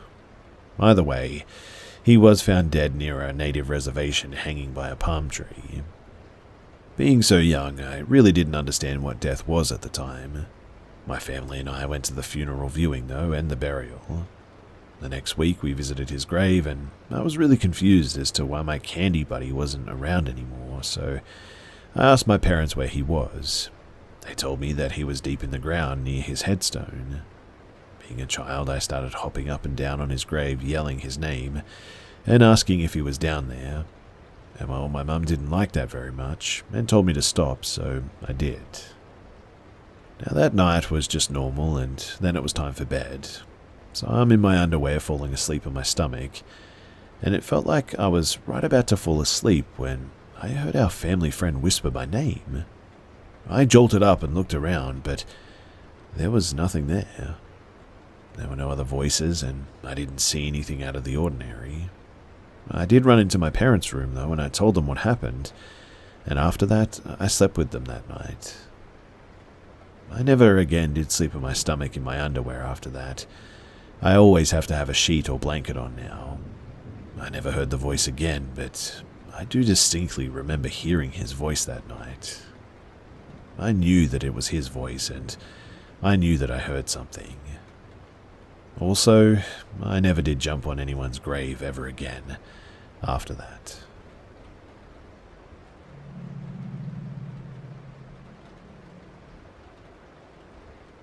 So this was a few years ago, but I thought that I would share it because to this day it's one of the scariest things that's ever happened to me.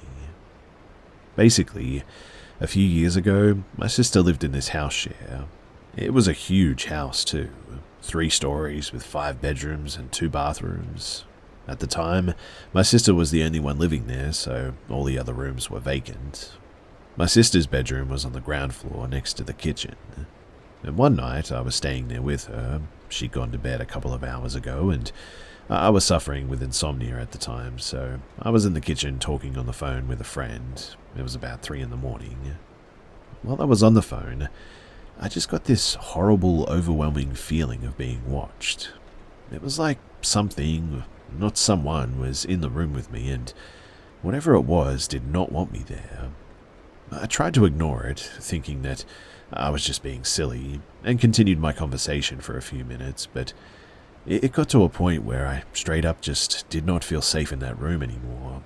So I told my friend that I was going to bed, and I hung up the phone. I went into my sister's room, and she'd always told me to lock the door behind me, even when there was nobody else in the house. It was a standard lock that just had to be turned, so I did that, and then I grabbed my blanket and I laid on the floor to sleep. I must have only laid there for maybe a minute or two when I heard the sound of the lock clicking and the door creaking open, and suddenly that feeling of dread was back. It took me a minute, but I finally built up the courage to turn around and check the door was wide open. While I was staring at the door, I couldn't see anything, but I could literally feel something there watching me, just as I was frozen. I finally managed to reach my hand out to shake my sister awake, and she had to get up and close and lock the door because I just physically couldn't move out of fear.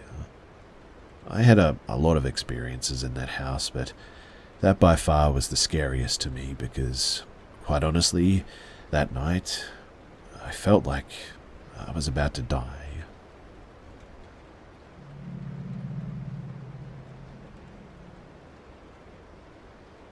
So I've had a few unsettling experiences in the woods, but this is unquestionably the strangest one. I've been mulling it over for years, and I still can't come up with a rational explanation. A few details have changed to protect my identity, but the story is 100% true. I can assure you of that.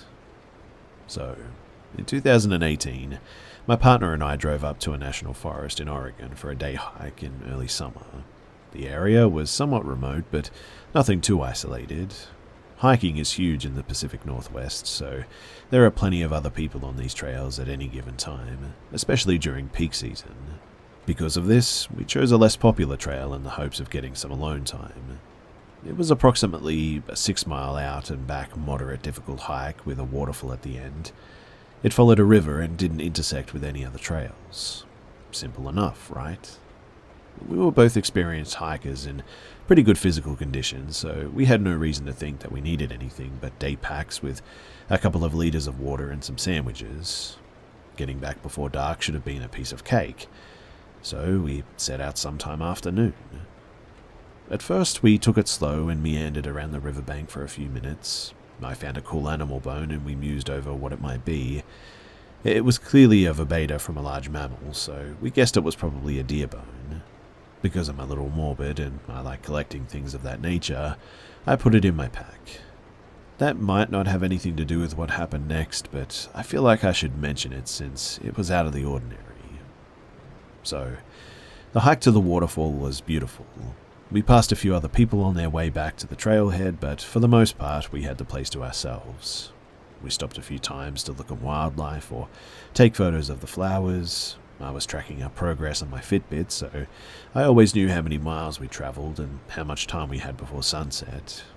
We reached the waterfall at about 3.2 miles, which matched what the map had said. I paused my watch and we settled on a large boulder to rest and eat our lunch. Another young couple was there with their dog and we said hello and then minded our own business. But here was where everything went wrong. As we packed up our stuff and we prepared to leave, my partner Michael slipped off the boulder and twisted his ankle badly. The other couple heard his surprised scream as he splashed into the water, so they rushed over to help. The three of us hauled him back to dry land and assessed the injury. None of us were doctors, but we thought that it was a sprain. The swelling had already begun, and Michael said the pain was pretty serious. He could barely stand. Upon realizing this, the male half of the couple started backing away and seemed anxious to leave, I guess. I asked him if he could go get help, but he didn't respond. Neither did his wife. They both just turned around and started booking it up the trail with the dog trotting behind them. I called out to them in frustration, but they didn't look back. Needless to say, we didn't really have any cell service that deep in the woods, so we couldn't contact anyone else, which meant that we had to hike back.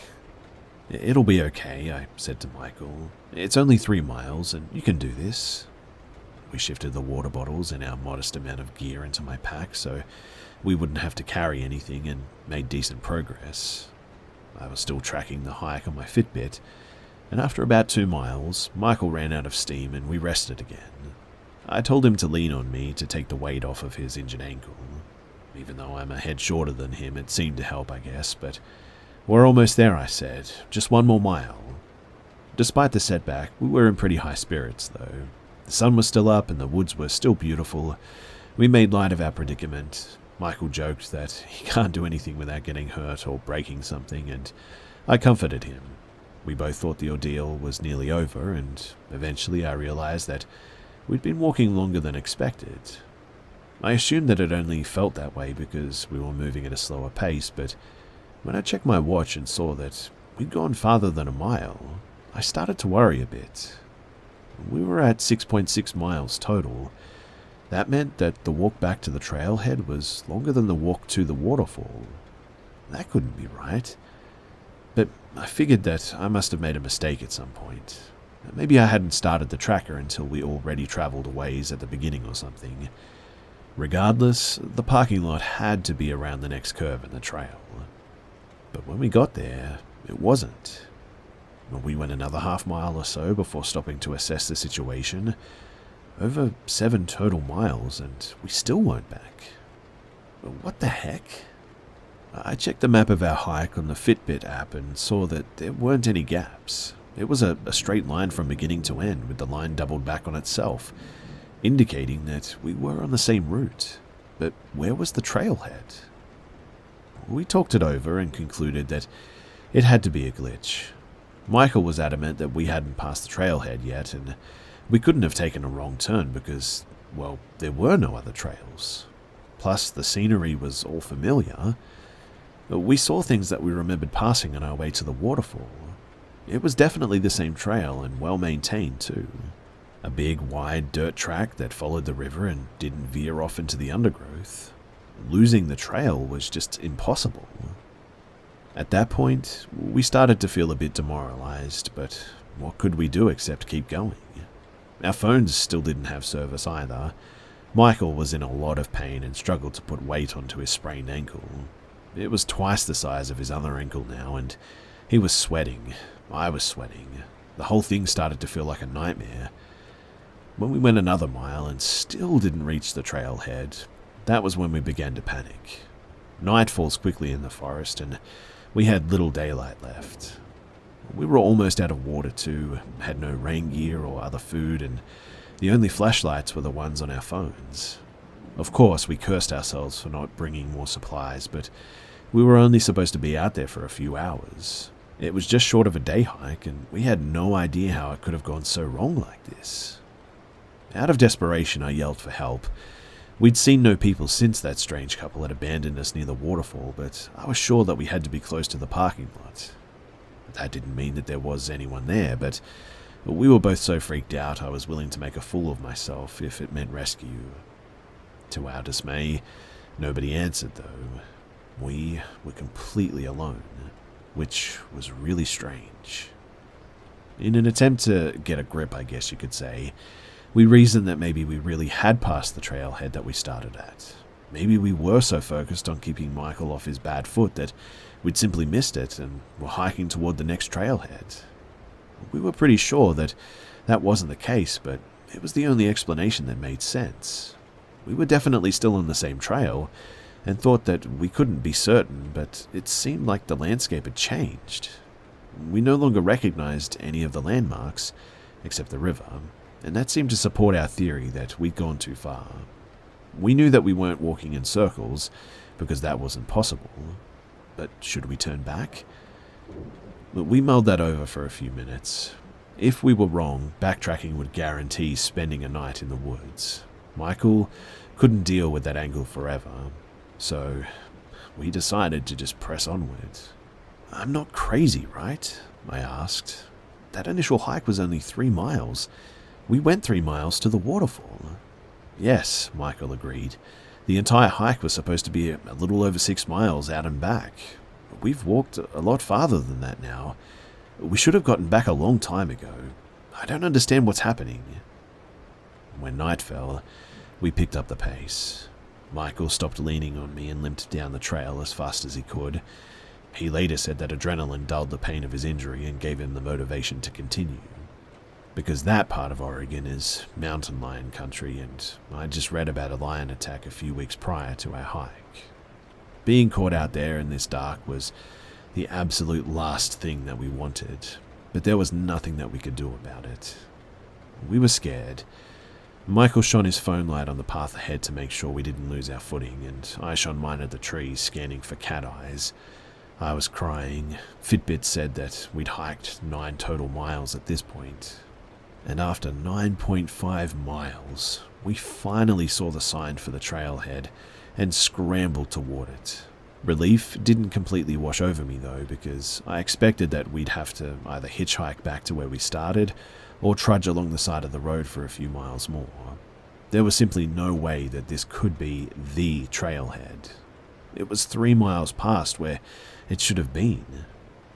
As we climbed the short set of steps up to the parking lot, sweaty, thirsty, exhausted, and completely unnerved, I hoped to see my car, and my prayers were answered. But it was my car. We were at the same trailhead. For a moment, Michael and I just stared at each other in shock. Our fear and misery were replaced by just sheer confusion, and we just stood there. Then a twig snapped somewhere in the woods behind us and broke the spell. We hurried across the parking lot towards the car, and in those few seconds I felt something that I'd never felt before. Just an intense feeling of dread. The best way that I can describe it is the feeling you get in a nightmare when something is pursuing you and you're trying to run away but moving in slow motion. Like your legs just won't cooperate and you know the thing is chasing you is going to catch up. This is the only time in my life that I've ever felt that way outside of a dream. We did manage to pile into the vehicle and we peeled out of there. I was shaking. Michael was rambling about time distortion and dehydration and how we must have lost our bearings somehow. We got out of the national forest and onto the highway, and it was a while before we encountered any other cars. I didn't fully relax too until we made it back to civilization, and neither of us can figure out exactly what we experienced that day. Michael was on crutches for months following that incident, and his ankle has just never been the same since then. I still have the bone that I found too, but I keep it in a box because it gives me, I don't know, bad vibes, I guess. When we go hiking these days, we stick to the crowded trails, because whatever happened that day, we do not ever, ever want it to happen again.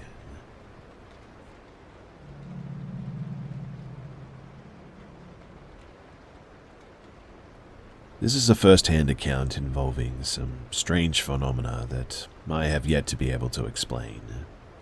I'm not from the area in which the strange things occurred, and I am curious to see if anyone else has had similar experiences or knows anything notable about the area. So, this starts on a Sunday in August 2013, after me and my pregnant wife had been to church that morning in Hopkinsville, Kentucky, when we decided to take a spontaneous road trip. We drove until we ended up in Paducah. Being impulsive, we decided against our initial range and hopped over to Illinois to explore the Shawnee National Forest. We had been driving for about 30 minutes through thick woods when the tree line broke and we came across a little standalone general store attached to a non-operational lodge. My wife and I, of course, had to stop. It was charming and old, and though it didn't occur to us until later, something was a little off. In the back of the store area, there was a separate unlit room for very old-looking things. There were odds and ends you'd expect to see in a 19th century manor, as well as some very old white dresses for little girls, along with very old black and white photos of the little girls the dresses belonged to. I didn't touch anything, and the only thing my wife touched was something resembling a hand mirror, only in place of reflective glass was what looked to be a blackboard. We had a laugh at the strangeness of it, and we moved on. Now, there was a wooden cutout with a cartoon pig painted on it, and as pigs were my wife's favorite animal, she wanted me to take a picture. I took out my iPhone camera, and as soon as I moved the camera into position, the entire screen turned purple, and the screen split horizontally for about half a second. I had never seen that happen. I tried to get the camera to recreate the glitch, which it did, but only pointing at the pig. I tried to capture a screenshot, but no luck. I couldn't get it to trigger again. I joked, "Ha, it's a ghost," and we kept moving on with our day. But no sooner had we pulled away in the car when she brought to my attention a faint scratch on her leg. I examined it closely, and I assured her that surely she had brushed up against something by the river earlier. As we moved through the forest, which was uncannily dark for midday, she told me that she had another scratch near the first one, which definitely had not been there a few minutes prior. She was freaked out by this, and while I was still dismissive, I was starting to become unsettled. This happened again as well. We crossed the ferry back to Kentucky in a bit of a panic at this point.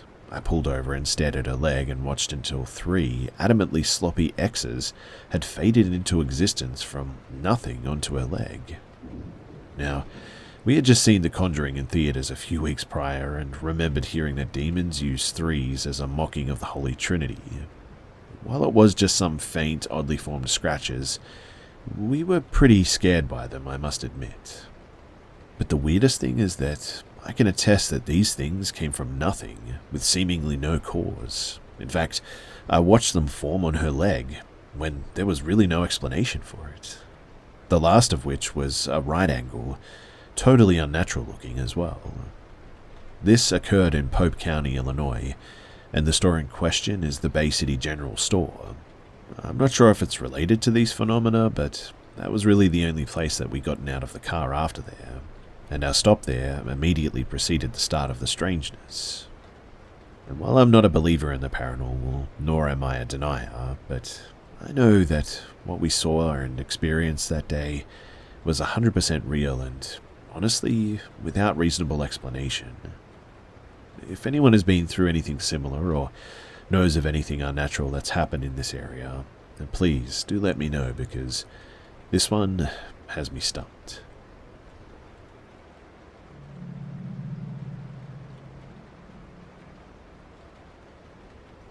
I used to live in a home that was old. This house backed up to the woods, lake, and other places to explore as a little kid. Everything was there for a kid, anything you could ask for, really. But there was one thing that bothered me the most: the secret door in my room. I'm going to try and paint a picture for you so you can get the gist of it, but there was a white picket fence that you would walk into. After opening the door, you would head into the main entrance. Looking inside the house from the main door, you would see a staircase that was going upstairs in front of you. Walking upstairs, and there would be the split, left to right, guest room 1, bathroom, guest room 2, and guest room 3. I grew up in the third room.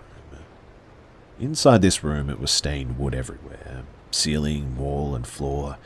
There were 2 windows, everything creaked and made a sound, and after some time, you knew exactly where not to walk making sound. One thing in this room, though, really bothered me. You see, there was a closet with shelves. You had to open this door to see it. Under the bottom, there was a loose-fitting board, and if you moved it, there was a hole. Inside the hole was a crawl space, and a lot of it. Apparently, the parents found notes inside the crawl space too and told me nothing about it until I was older. They just said, "We found notes." But this always creeps me out just thinking about it. And this is because when I was younger, I would always feel my bed shake. In fact, I hardly slept because my bed was shaking all the time. All I could think about was the door in my room. And keep in mind too that this whole room was wood everywhere. It was the only room that was like this in the house, and I would have these dreams as well. Horrible dreams. One night I would have a dream of the door opening and I was lifted off the bed. There was a black cloud and red eyes watching me. This cloud would bring me outside my room. I would try to run down the stairs but was thrown back up the stairs, and it was all in slow motion. Once I would wake up, the bed was shaking and I was always in a weird position. Mind you, not from me shaking the bed. The bed itself seemed to be shaking. It was a wooden bed and it was shaking in a wooden room, so you can imagine the sounds of the squeaking, and it was a horrible sound. And this happened over and over, and to this day, I don't like talking about it. I don't really believe in ghosts, I guess you could say, but I always think back to this moment, and whenever I do, I always question everything.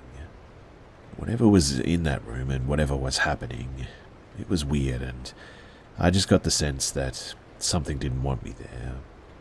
To be honest, I'm just glad to be out of it.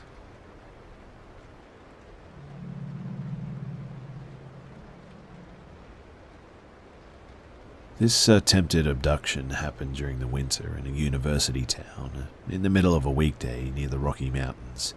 The year was 1989 or 1990.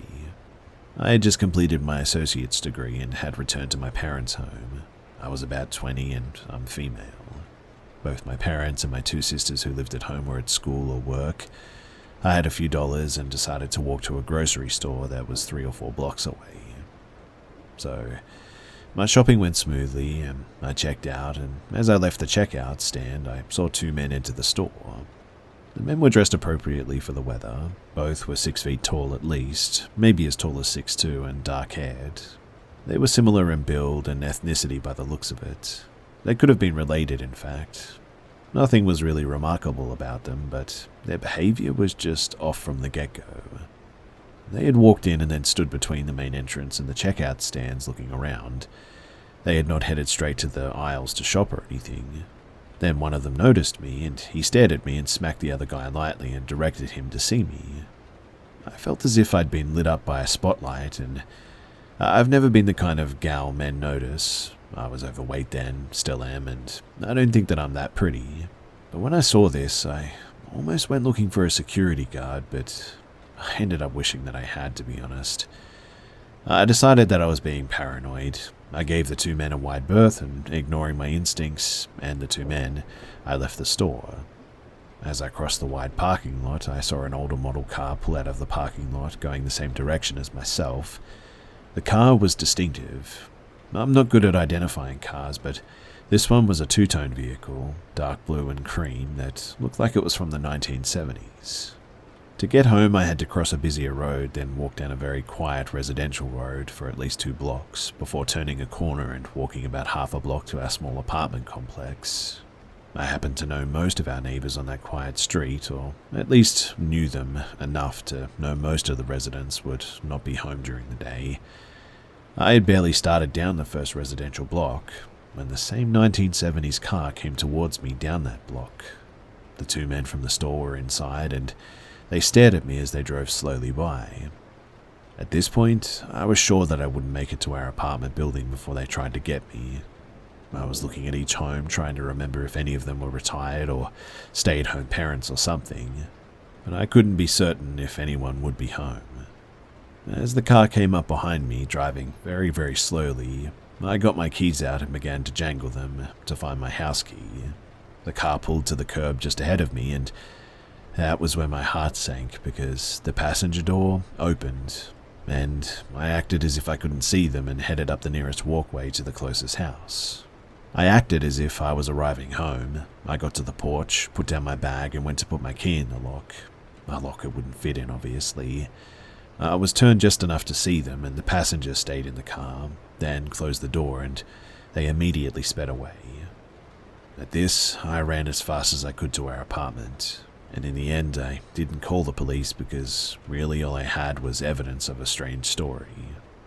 I was paranoid for days about going anywhere alone. I told my parents, and I think my dad took me more seriously than my mum, but anyway, it was definitely a weird experience, and I do think that there was something going on there and that they were attempting to either kidnap me, mug me, or something, who knows. I'm just thankful that I never had to find out.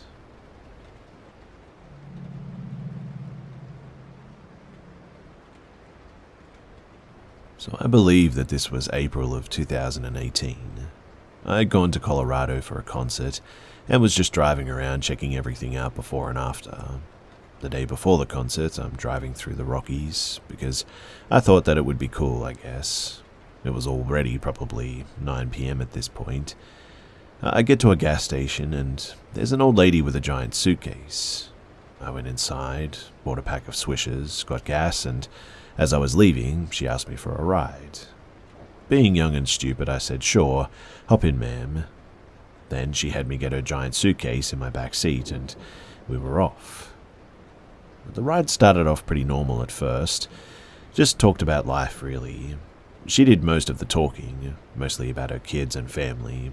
She claimed that she was hitchhiking to Alaska for some insane reason that I can't remember. And anyways, I had a joint that I decided to just give her and let her smoke while we were driving. Not sure why. Maybe to get her to shut up a little bit, I don't know, but eventually she asks if I want to try her weed, but keeps mentioning how it tastes funny, which was a real red flag, obviously, so I politely declined. Then she started getting weird, talking about homeless camps where people smoke meth. Then I actually got a good look at her and realized she was probably like a 40-year-old tweaker and not as old as I thought that she was. Also, I think that I saw an Adam's apple and that it could have been a dude, but yeah, anyway. She starts pointing at the rest stop signs or whatever, which were like 100+ miles out, and was trying to convince me to go to one with her, and kept saying, "I don't have any money, but some people will have you suck there, and you get the drift, if you give them a ride." And at this point, I'm actually driving like a maniac in the middle of a pretty bad snowstorm at the time, in hopes that I'm more visible and noticeable to people if anything were to happen. I was honestly pretty terrified and really regretted picking her up, so I politely refused all of her sexual and drug-related advances, and finally we get to a town on the opposite side of the Rockies from Denver. I pull up to a gas station and say, "Okay, I gotta go to Denver and get some sleep. I'm dropping you off here." And all she said was, "You're a very smart young man." And I helped her unload the suitcase and left, thanking God that I was still breathing. If any of my actions are questioned, this was at a time in my life when I was particularly lost and not in a good mental state at all. I definitely shouldn't have been roaming Colorado by myself. Smaller guy, no weapon aside from a knife. To be honest, I'm incredibly lucky, and I do know that.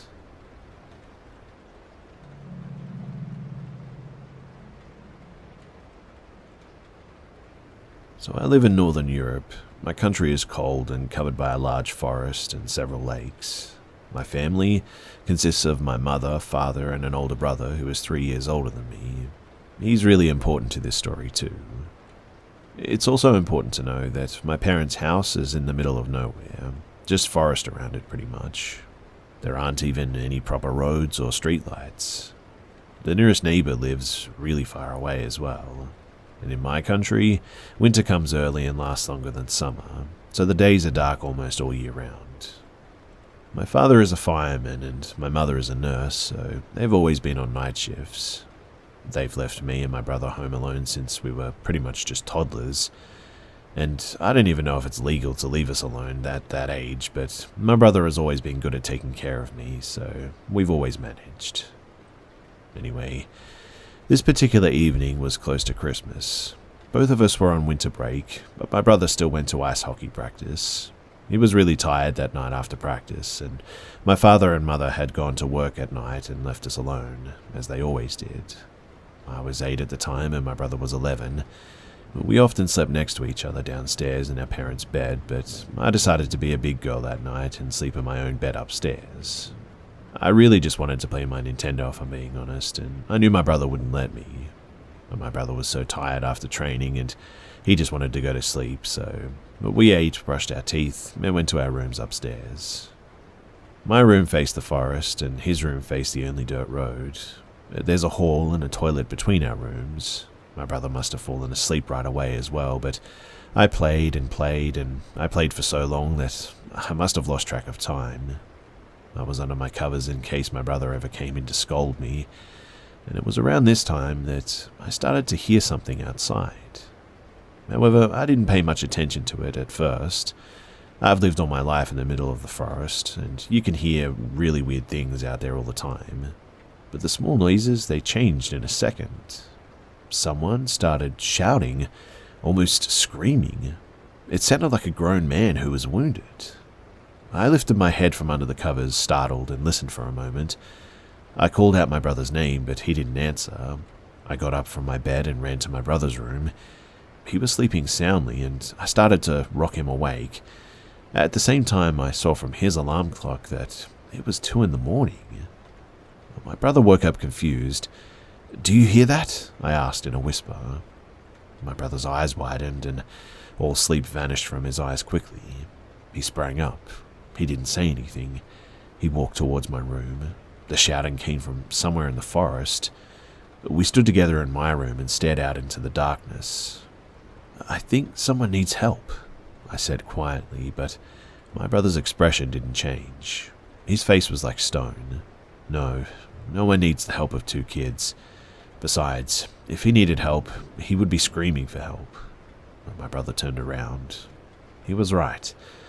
I heard no words, just a screaming.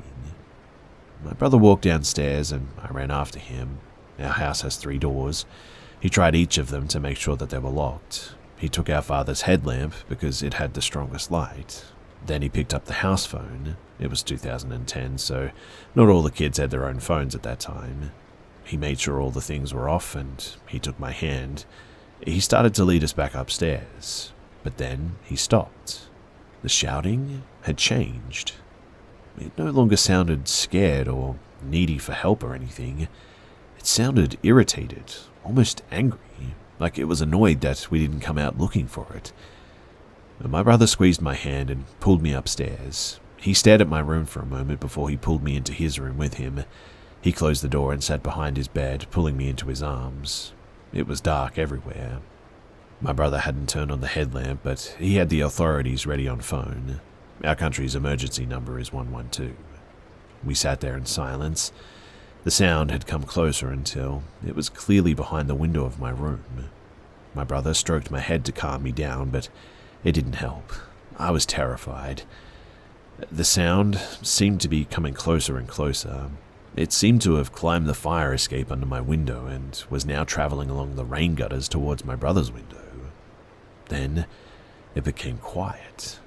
It stopped screaming, but we could hear it clinging to the rain gutters to get closer to us, it seemed. Then it was too quiet.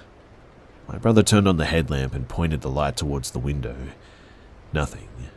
He turned off the light and waited a moment. Then he pointed the light at the window again. Nothing. He turned it off and waited. He pointed the light at the window again and nothing, turned it off again, and then there was a huge crash, as if a big pile of snow had dropped off the roof down to the terrace below. My brother flashed the light into the window, and there was something on it, the kind of trace that it was left when you sort of breathe too close to the glass in cold weather. There was a trace of mist on it. My brother immediately turned off the light. Whatever it was, it had fallen down because my brother's window has nothing to hold onto it. We started hearing moaning, and it sounded sort of human. I don't know, it didn't sound right. It sounded more like a bear almost. If you've ever heard the sound that a bear makes when it gets shot, then that's sort of what it sounded like. But it had a touch of a man's voice. Then the voice became angry again, and it threw a full tantrum. It started hitting the wall of the house. I squeezed my eyes shut and pressed my head against my brother's shirt. It raged for a while too, but started to whine and moan again. It no longer sounded human at all, and I can't describe what it was like, but whatever it was, it didn't sound natural, I guess you could say. My brother dropped the headlamp on the floor and hugged me tightly. We listened to the sound for quite a long time too. I don't remember at what time I fell asleep, but eventually I must have, because the next thing that I remember is waking up in the morning. The beautiful morning sun reflected against the white snow, and I was laying on my brother's bed and he was sitting next to me reading comics. He smiled. Had I been dreaming? I didn't have time to say anything when we heard the lock on the front door open. It was 9 o'clock. Dad had come home. My brother cheerfully jumped out of bed and ran to greet Dad downstairs. Maybe I had just had a nightmare and went to sleep next to my brother or something. It doesn't sound impossible, especially since my brother didn't mention it in the morning, so I convinced myself that I'd really just had a nightmare that felt real. I believed for so many years too, but that all changed. My brother came to visit me yesterday, and nowadays I live in the capital of my country, far from my mother and father, because I go to university now. My brother broke up with his long-term girlfriend, and I promised that he could bunk in my place as long as he needed. And we had a lot of fun, just like the old times. We drank some wine and watched a movie and just talked about everything. Then he started talking about a little deeper things, which usually happens after drinking some wine, right? I turned to look at my window. Winter was coming and it was already dark, and it brought back childhood memories. And I told him about the dream that I had when I was little, while looking at the street lamps outside. You know, this darkness reminds me of when I had a nightmare as a kid. I had this weird dream that someone screamed behind my window and I hid in your room with you, and wasn't I just weird? I laughed and turned to look at my brother. My brother is now 23 and he's huge. He's into bodybuilding and all that stuff and has a blonde beard. He honestly looks a bit like a Viking, and I've never seen a look on him like that as an adult. You see, he looked at me with huge eyes, and he went completely pale like he had seen a ghost. I freaked out a little bit and asked what repeatedly. "You remember that?" he asked. It got quiet. "What do you mean? Wasn't it a dream?" I was so confused.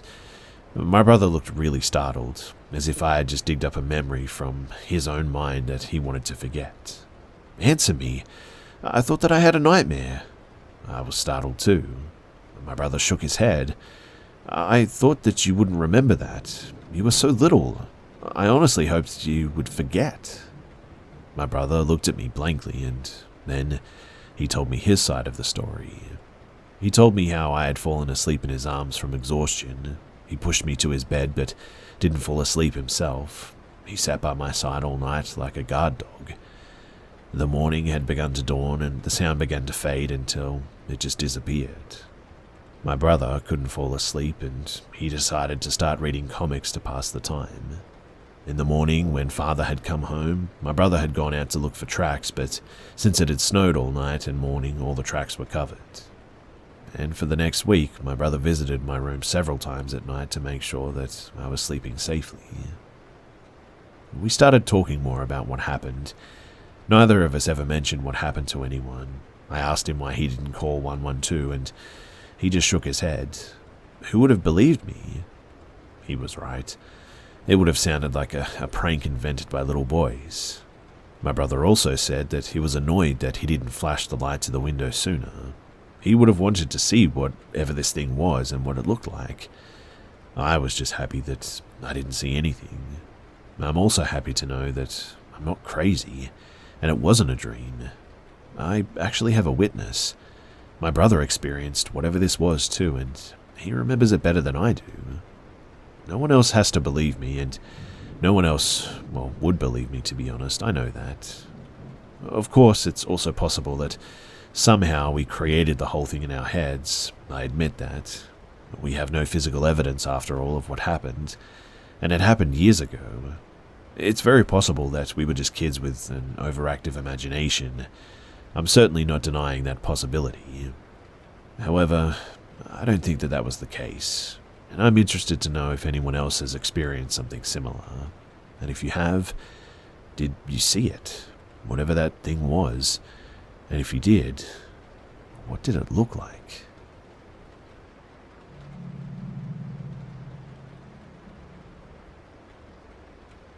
In 2017, I went to a friend's birthday party.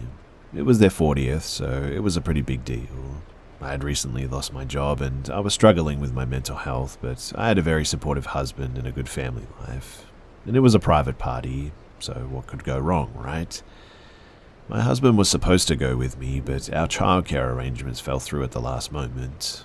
I didn't want to go without my husband, but he felt that I needed a night out with some friends, and the birthday girl kept asking if I was coming, so in the end I went. It was a private party, like I said, and everyone there had been invited by the birthday girl. There was a half a dozen people I knew really well. Everyone else was a stranger, but I assumed that the birthday girl had good judgment, and everyone present was okay. We were all having a great time, laughing and dancing, and at one point I stepped outside to cool down and smoke a cigarette. A fellow partygoer, a male, joined me. We talked about the birthday girl, how we knew her, and we talked about football, and it turned out that we were from the same city, even supported the same team. We returned to the party, and he asked if I wanted a drink. I said no, and I raised my glass to show him that I already had one. I then put my drink down and went to dance with the birthday girl. When I returned from the dance floor, I took a big gulp from my drink, and after that, it gets all hazy. The rest of this story is pieced together from various sources and photos. There's a photo of the male party guest, and me with the venue's door staff. I'm sort of smiling at the camera with my arm around the security man, and this guy next to me, kissing my cheek. I really don't remember this. There's a photo of me and this guy. I'm leaning against him with my eyes closed. I don't remember this. And I woke up the next morning at home on the sofa. My husband was initially furious about the state that I came home in, but he didn't know how bad it could have been. You see, apparently several friends saw this guy trying to guide me into a waiting car and stopped him. When they challenged him, he said that I had agreed to leave with him, but I was incoherent at this point. I have no recollection of this, by the way. A female friend, Anne, took me home, and while I don't remember this, I know that my friend saved me from something horrible that night. Once my husband knew what happened, he was very quick to be supportive and concerned. Anne told my husband about how quickly my behavior had changed and how quickly I had become uncoordinated and incoherent. This all took place like 5 years ago. I saw the birthday girl recently, and she told me that this guy is currently in prison for assaulting his girlfriend in 2020. Please remember, guys, always be careful with your drink when you're out. Never leave it unattended. Watch out for your friends and make sure that they're watching out for you too.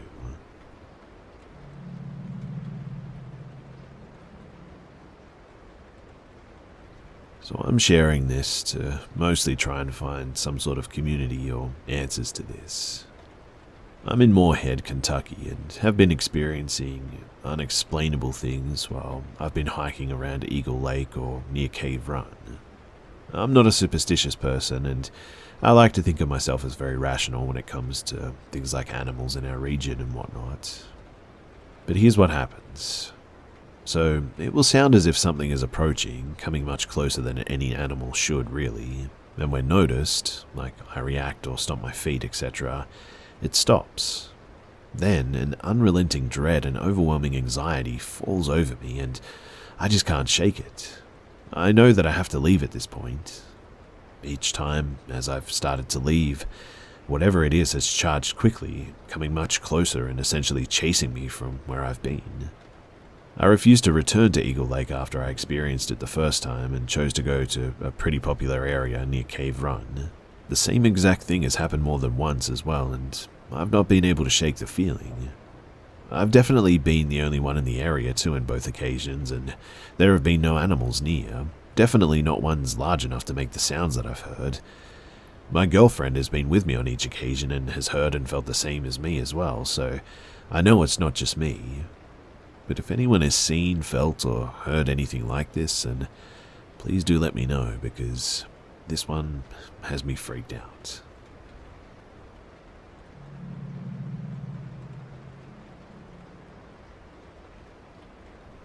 So before I begin, this encounter happened about 10 years ago. I was 22 years old, and I'm well aware that this was a very poor judgment call on my part. So, my parents always taught me to help someone in need, just not necessarily to the extent that I allowed. Up until this point, I didn't have much of a reason not to trust people may not always have good intentions. I've also had an unreasonably difficult time saying no to people my whole life, and have since had the help of a therapist to be better about it. I've only told this story to a handful of people because I truly am ashamed of my actions and potentially putting my daughter's life in danger. But here it goes. I was on my way to an event of some kind with my 3-year-old daughter when I realized that I had left something behind in my apartment. I was close enough to home that I decided to turn around and head home. As I was pulling into the parking lot of my apartment complex, a woman was walking kind of in the middle of the driving area and began waving me down. I pulled up next to the woman and rolled down my window, about a third of the way. She gave me this story of how she works at the nearby nursing home and she had run out of gas on her way to the gas station and was asking for directions to the gas station. I didn't think much of the fact that she was roaming around in my apartment complex, because it was pretty common for people to cut through it, as it sat between 2 main roads and it avoids traffic lights. So I gave her directions for a 5-minute walk to the gas station, but she mentioned that she was pregnant and she wasn't feeling well. I tried telling her that I was in a hurry and assured her that it was a very quick walk, but she practically begged me. At this time, she noticed my daughter was in the back seat too, and she had a look of surprise that I didn't think much of it at the time, and she began talking to my daughter and made her laugh. She turned back to me and asked one last time if I could just drive her to the gas station, and at this point, I just gave in. I let her in my car, and she almost immediately asks if I have any money that she can use. My heart sank at this point, realizing that she was probably lying and just wanted to lie her way into some cash. I was honest with her and told her that I was broke and also didn't carry cash on me. She pointed out another resident in the complex and asked me to drive her to them. In my mind, there was still a slight possibility that she needed gas but didn't have the funds for it. So I drove her to the other person and she rolled down my window asking for money. They said no, and she pointed out another person, and at this point I told her that I really had to be somewhere and couldn't keep helping her. I drove her to the other person, but far enough that she would have to get out of the car to talk with them, which thankfully she did. Once she got out of the car, I sped off and I drove to my destination. I told my mother about this story, and a week later, she sent me a clip from the local news. The news mentioned a woman would approach people asking for a simple favor, which led to her asking them for money, and if these people said no, she apparently pulled out a syringe or a needle of some kind and would threaten to stab them with it, and did end up stabbing them on one occasion. I look at the image of the person and instantly recognize this as the woman that was in my car that day.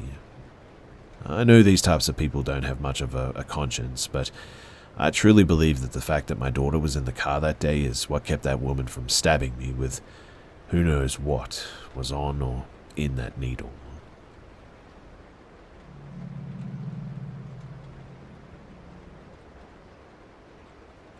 so I thought that I would share something interesting that happened to me about 15 years ago. I know most people won't believe me, but for what it's worth, I can assure you that everything that I tell you is 100% true, and how it happened to the best of my memory. However, names have obviously been changed. I was about 18 and I was hanging out at my friend Joanne's house with some other school friends. I can't quite remember how we got into the subject, but towards the end of the evening, Joanne thought that it would be fun to perform a seance. Joanne's and her family were from Cape Town, South Africa, had a deep-rooted interest in the spiritual, or at least that's what Joanne made out to us. So, with the lights off and candles lit, we all sat around a table with cards fanned out around the edge. Each card had a letter of the alphabet arranged A to Z and a shot glass placed in the middle. Joanne starts speaking out to the spirits in Afrikaans. I remember pulling a face and rolling my eyes. It was too dark for anyone to take offense. I was an insufferable, enlightened atheist teen dork. You know the type. Cringy 4chan edgelord who thinks any form of spirituality or religion is beneath me and my superior intellect. I never wore a fedora, but I was pretty close. However, what was about to happen made me question everything. It started mundane enough. A few questions were asked, and the shot glass we were resting our fingers on started to move to and fro until eventually one of my friends asked the spirit if they were associated with anyone in the room. The shot glass moved directly towards me. Incredulous, I asked the spirit, if you're associated with me, then what's my mother's maiden name? My eyes fixated on the letters that spelled out her maiden name, Jones, but the glass started spelling out something different. First, the glass went to T, then H, then O. I thought then that it was all just made up, as it was completely wrong. But then, I was struck by a horrific realization. When my mum was 6 months old, her biological father died of a heart attack, and a year after that, she took her stepfather's name. I completely forgot this in the moment, as I was expecting the glass to read out the maiden name that she had for the majority of her life, but it was actually spelling out her original maiden name of Thompson. It was a fact so trivial that I barely remembered it myself. In fact, it was something really never talked about, even within my family, as it happened so long ago. It would be really hard to believe that any of my friends would know this esoteric piece of my family's history that occurred 20 years before I was even born, but nonetheless, somehow it was being spelled out in front of my very eyes. Thompson. Mind you, my school friends and I wouldn't talk about anything deeper than video games and girls at this age. Yet, there's no way that I ever mentioned this to any of them. It's not like any of my pot-smoking loser friends had a copy of my mum's birth certificate, and none of them had ever met anyone else in my family. What I'm getting at is there was just literally no way anyone could have known this. But before I could contemplate this for too long or ask any other questions to my ghostly associate, Joanne's mum came into the room and turned the light on, and with a thick South African accent shouts something like, "Joanne, stop messing around with this stuff," and put a definitive stop to the proceedings. Of course, at the time I played it off as a prank, but the more I think about it, the more my mind wonders. Did something actually paranormal happen that night? I know it's nothing dramatic or over the top. I didn't see an apparition or a cryptid, but unlike 90% of the other stuff that I read, this experience is actually true and something to this day that I just cannot explain. I would really love to hear your thoughts, and if you have, I don't know, any idea as to what happened that night.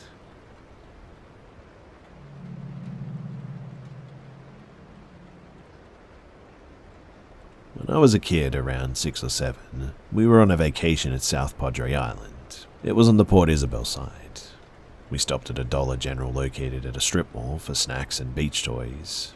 I remember going through the corner of the shops towards the back. It was only maybe a few seconds, 30 seconds to a minute tops. Just sort of wandered off while my family loaded up bags of snacks and drinks. And I distinctively remember that it was a brown-colored van with sliding doors. The van pulls up in front of me and opens the sliding door. I remember at least 3 figures, 2 of them men, one driving, one opens the sliding door. In English, my family is Spanish-speaking, but I spoke English at the time already. One of them, I can't remember which one, said something along the lines of, "Hey kid, your mum is looking for you. We can take you to her. Come on, we're going to take you to your family. They're looking for you." A tiny bit of me was like, oh, maybe my mum is looking for me, because she was always super extra and would freak out if I wasn't around her, and for a minute I believed that she might indeed be looking for me. But then I put two and two together. My mum doesn't even speak English, and these guys came by super quick. I've only been gone for about maybe a minute. They came the wrong way from where my family is. A creepy van and all that, and yeah, these guys want to kidnap me. So I turned and I quickly ran back to my family, and after that I never saw the brown van again. And I know it sounds weird, but I never spoke a word about this up until, well, this moment. If there is a lesson in this, I guess it's to keep your loved ones close, especially if they're young. Always keep them around you, and this all took place in maybe a window of 1 minute, so it can happen quickly. Be careful out there.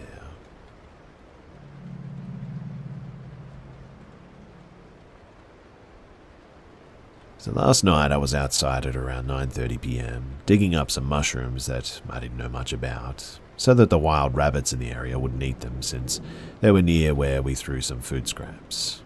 I didn't have a flashlight or anything because the streetlights were just bright enough that I could make out what I was doing.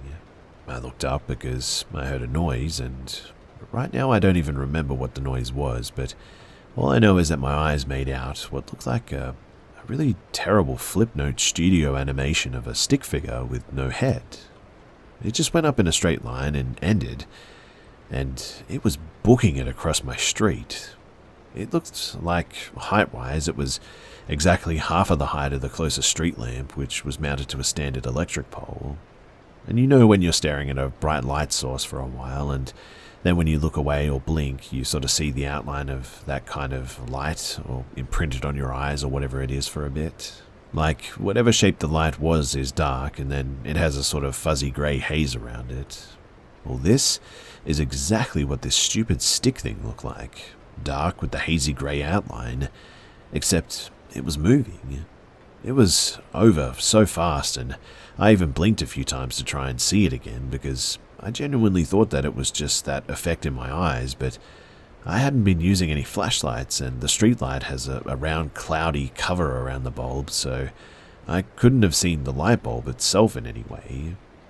I'm still not incredibly sure that this wasn't my eyes playing tricks on me. In fact, I'm really only like maybe 60% sure that it was real, but I was sharing this because I want to see if anybody else has seen something similar. At least in the moment, it was really scary to me, and I was completely convinced that I'd seen it, that I literally started crying back inside. I'm possibly being overdramatic, I know. I just have no explanation for what this was, and to be honest, I really do think that I saw something that night.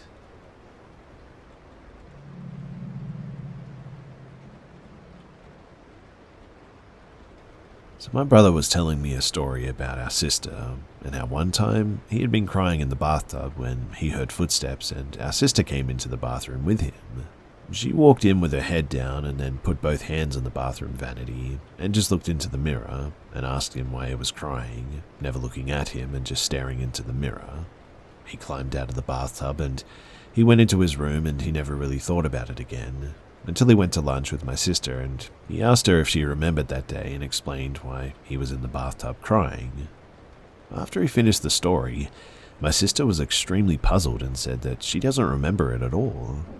He was about 6 years old at the time, which made my sister at the time 12, so for him to remember it so clearly and her not to remember it was really weird to him, and after he shared the story with me, it brought up a weird memory with her as well. In the same house that this happened to him, there had always been weird things about it. Things being moved in front of me and weird feelings really, but this almost shared experience took the cake. So I lived in the back room of the upstairs in our house, and along with the hallway were 3 other bedrooms, but the room in the front of our stairway was my 2 younger sisters' bedroom. I was painting in my room because the upstairs was finally quiet with everybody else playing outside when all of a sudden I hear someone running up the stairs, so I went to see who it was. When I opened the door and saw my older sister run into our younger sister's bedroom, but she was wearing my favorite shirt. I immediately got upset and went into the room to yell at her, but As soon as I yelled her name, nobody was there. I called her name again and told her that it wasn't funny and I wanted to take off my shirt. I looked under the beds, the closet, I ripped off the covers, but still, nobody was there. Feeling uneasy, I went downstairs to see everyone, and my mum was the only one in the kitchen, and I asked her where my older sister was, only to find out that she was down the street at my friend's house and had been gone for the last few hours. When my brother and I shared these stories, we were both immediately creeped out by the fact that we had both seen the same sister in completely different situations, but she was actually not there at all. We both felt the house was off a bit, but hadn't thought much about it until these scenarios happened to come out at a seemingly random time. As for our other siblings, well, we're not really sure if any of them had seen or heard anything either, as we're all a bit estranged, and it'd be weird to just hit everyone up and ask if our old house was haunted. Another unusual thing is, although we're both 20 plus now and have moved several times to different states, when we both dream of a house in our dreams, it's always in that house. Sometimes the features of the home are slightly changed, but as we move through the dream, we're able to identify it's the same house that we grew up in as kids. I've heard various paranormal reasonings as to how we could have seen her and when it wasn't her and all that, but never anything that felt, I don't know, concrete, I guess you could say.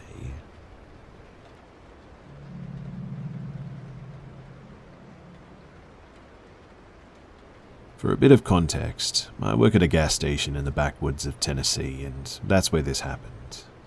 Last night, when I clocked in at the store, it was 8 o'clock, it was completely dead. I figured that it was going to be a pretty easy night because the road this station is on is not the main road. Actually, it used to be up until about a decade ago when a new freeway was built. This led basically every business that was here to pack up and leave their old building abandoned. Thanks to this, there are a lot of abandoned buildings on this stretch of road that local druggies tend to claim as their own. Anyways, at around 11, I only had an hour left of my shift, and so I figured that I should actually get some work done instead of just sitting around and doing nothing. I'm 18, and so I work the shift alone, which is nice because it means I can, well, do pretty much whatever I want. This is normally pretty great because I can do whatever I want as long as I get the work done by the end of my shift. I noticed that we were almost out of barbecue chips, and so I need to go get some from our storage space, which is for some reason in the basement of the station. I've always hated going down there, just because it gives me the creeps.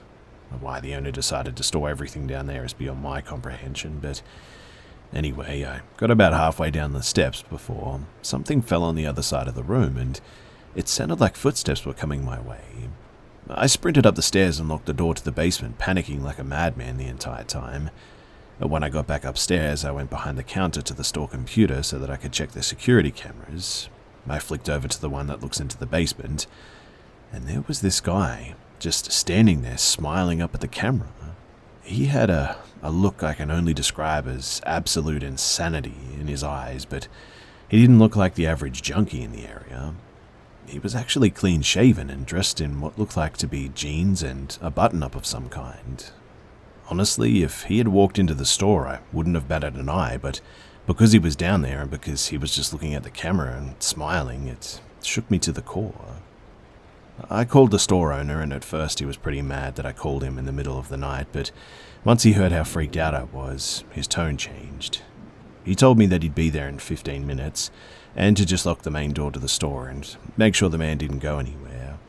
I asked if I should call the police, but for some reason he didn't want me to do that just yet. So I locked the entrance to the gas station and went back to looking at the man.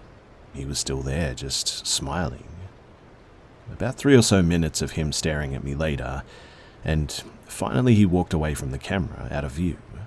My boss showed up soon after, armed with a shotgun, and when I let him in, he immediately went to the basement. I went with him just because I felt safe with him being there, like another person is there and all, but we didn't find anything. My boss at first chalked this up to me being tired and hallucinating the man, but I knew what I saw. It scared me a lot, and, well, first off I'd like to say that my shift yesterday went pretty normal, and I have the night off tonight, which is always great. I'm mainly sharing this because, well, there are some questions, obviously, that a lot of people might have. First, I'll say that the owner, aka my boss, isn't exactly a model citizen. I don't think he's hiding anything illegal in the basement, but then again, I've also never really went looking for anything, so who knows. My boss is also a bit of an idiot when it comes to phones, which is why he didn't get the picture or video of the monitor. His rule is that your phone has to stay in a small drawer behind the counter for your full shift. The first time you're caught with it out, you get a warning, and the second time you get fired. I've already been caught with it once, and I really don't like being unemployed, so yeah, there were no pictures on my phone. But eventually my boss did end up looking at the footage, and yeah, the guy was there and he saw him. He agreed with me that it was creepy and also apologized for saying that I just hallucinated it. He still doesn't want to call the cops for some reason, but he did say that if it happened again, he would get the police involved. He went back and looked at everything that was captured until that point, and there just were no signs of anyone going down there. Apparently he asked the other people that work here if they'd seen anything down there, but I don't know what they said. I still don't know what to think about this whole event, but I do have another shift soon, and to be honest, I'm sort of dreading it.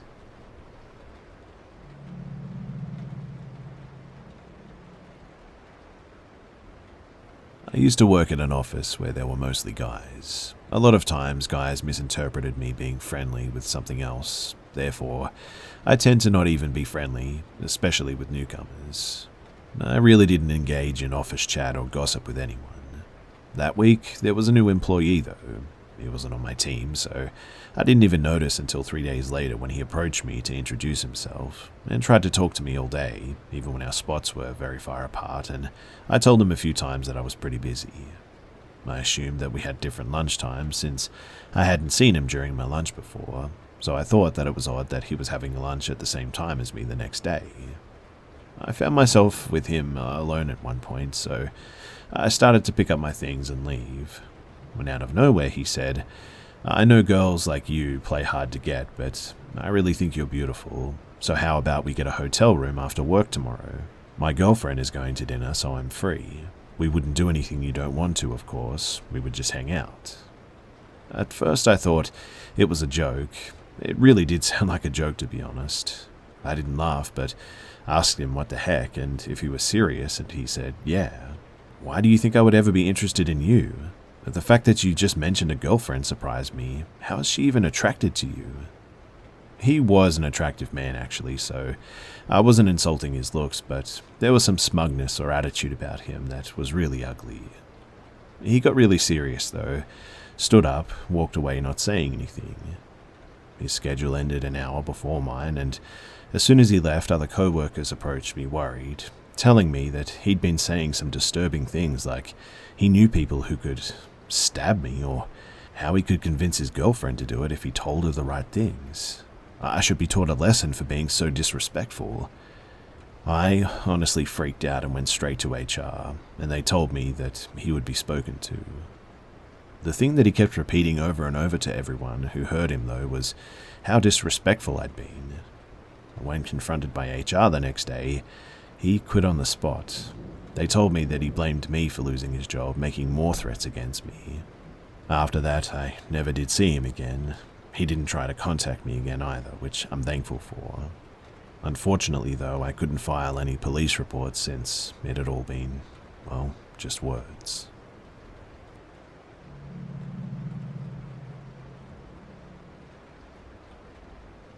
So this happened about 5 months back when I worked at this local fast food place. I shared my car with my boyfriend, and we were both working this one night. I got off at 10 p.m, and he got off at 11 p.m, so he had the car. I didn't mind waiting on him, as I'd done it many times before this. When it hit 10, I sat outside of my workplace's front door on the sidewalk. I had an hour to kill, so I talked on the phone with my aunt while I waited. I'd been sitting there for probably about 45 minutes, so it was almost time for my boyfriend to be getting off work and pick me up. I'm always very aware of my surroundings, no matter where I am or what I'm doing. When I heard a car pull into the parking lot from the back entrance, it went around the whole building and then stopped right in front of me. It was a brown minivan with those sliding doors, and it had extremely tinted windows. I mean, I don't know how to measure the window tints, but that had to be the darkest tint that you could get them at. Anyways, this man rolled down his driver's window and held out a piece of paper to me. He was about 10 or 15 feet away, as I was still sitting on the curb on the phone, still with my aunt. He started saying, "Come here and read this," over and over again. He had a thick accent, plus I was very confused, so I asked, "Do you need me to get my manager? I'm not sure what you need."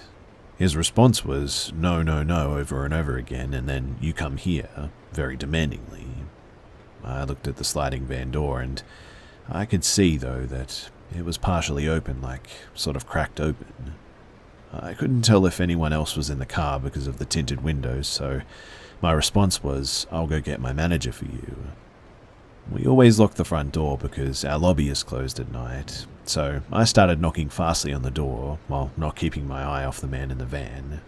Finally, my manager came up to the door, and right when she was opening it, the driver saw her and spun his wheels and sped off, not stopping at the end of the parking lot or stop signs.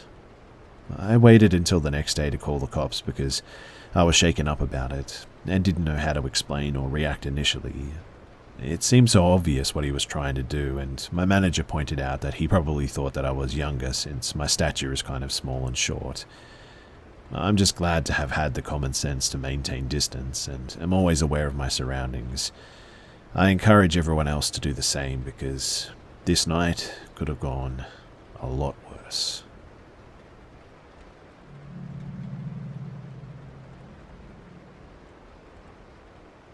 So I grew up in a home for 21 years, and I'm pretty sure that it was haunted. Many unexplainable phenomena, such as footsteps from something other than the living, phantom smells, objects being thrown, and items disappearing completely. They were never found even after gutting the place before moving. Happened there all the time. I've always been sensitive to the paranormal since I was a little girl. I even truly believe that I've had evil entities enter my dreams. I had a truly evil and disturbingly gory one when I was only 7 years old, before I was even allowed to be influenced with such things like violent movies and TV. And well, a couple of years ago I moved to a basement apartment complex. If you follow paranormal stuff, you'll know that basements are notorious for activity. But since I moved here, I've had something like poltergeist activity that I've seen with my own eyes, and I've been woken up to an unknown female voice saying "hey" directly in my ear that was so clear that it sounded like a living person. It even caused a breeze on my face from the breath behind the voice. I've also seen orbs with both of my own eyes and with my phone camera that my cat has seen at the same time as well. My bedroom door has been knocked on more than one occasion and woken me up from sleep. I had another dream recently after moving here that I believe was paranormal. I was not myself in the dream. I was not even the same ethnicity or age as myself, and it was beyond vivid as I experienced this person's death at the end of a handgun. I'm living in a very bad neighborhood at the moment, so that kind of death is not uncommon here. Only a week ago I was physically what felt like burned, and it actually left a mark that stayed for hours. I've also smelled not only unfamiliar perfume here, but also like a rancid rotten egg smell, which was not an odor encountered at my last place of residence. Sometimes I wake up with pretty bad bruises that were not there when I went to sleep. Last year I almost drowned, and since then my sensitivity to the paranormal, I've noticed, is stronger than ever. Almost I feel bordering on me being a medium or something. I should also add that while I lived here, a person died on the property in the parking lot outside my unit. That is just one death that I know of. I don't know if there were others before I moved in, but honestly, I'm feeling the presence of several things here. Every night it feels like dozens of eyes are on me, and it's unnerving to say the least. The point of this, though, is that I'm really kind of at the end of my rope. I can't sleep at night because of being afraid of all of this, and I keep being woken up, or something enters my dreams and gives me nightmares, or something's harming me while I'm sleeping, and I'm new to all of this, and maybe someone can direct me somewhere to get some help or something. Also, any advice on how I can spiritually protect myself from whatever this is, I would love to hear it. I've tried prayer and it hasn't worked. I've tried a few other things, but so far, nothing has worked.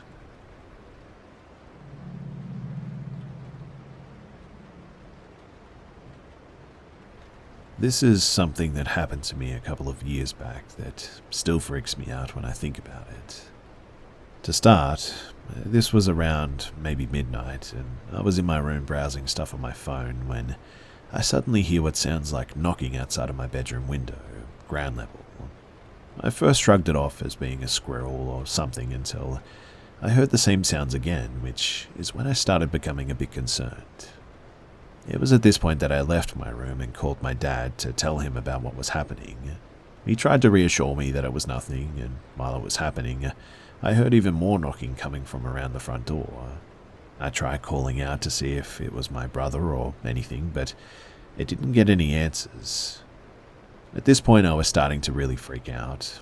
It was after this too that I heard someone at my back door trying to force the door open. It was locked, thankfully.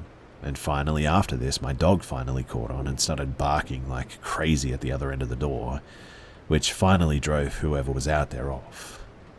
After that happened, I called my grandpa, who lived a block over, to come and pick me up because I was way too scared to be able to stay the night in that house. In retrospect, I should have called the police, but I wasn't thinking straight, and was shivering on the couch holding a kitchen knife the whole time that I was waiting. I still have no idea who was out there that night. I had taken a walk alone in a nature trail earlier that day, and my only working theory is that someone had followed me home or something. I later learned too that there were drifters living in the woods around that area, which adds to that. I have no experience of that though, so that's just hearsay, but this was definitely one of the scariest things that I've been through, and it still makes it hard for me to stay home alone at night.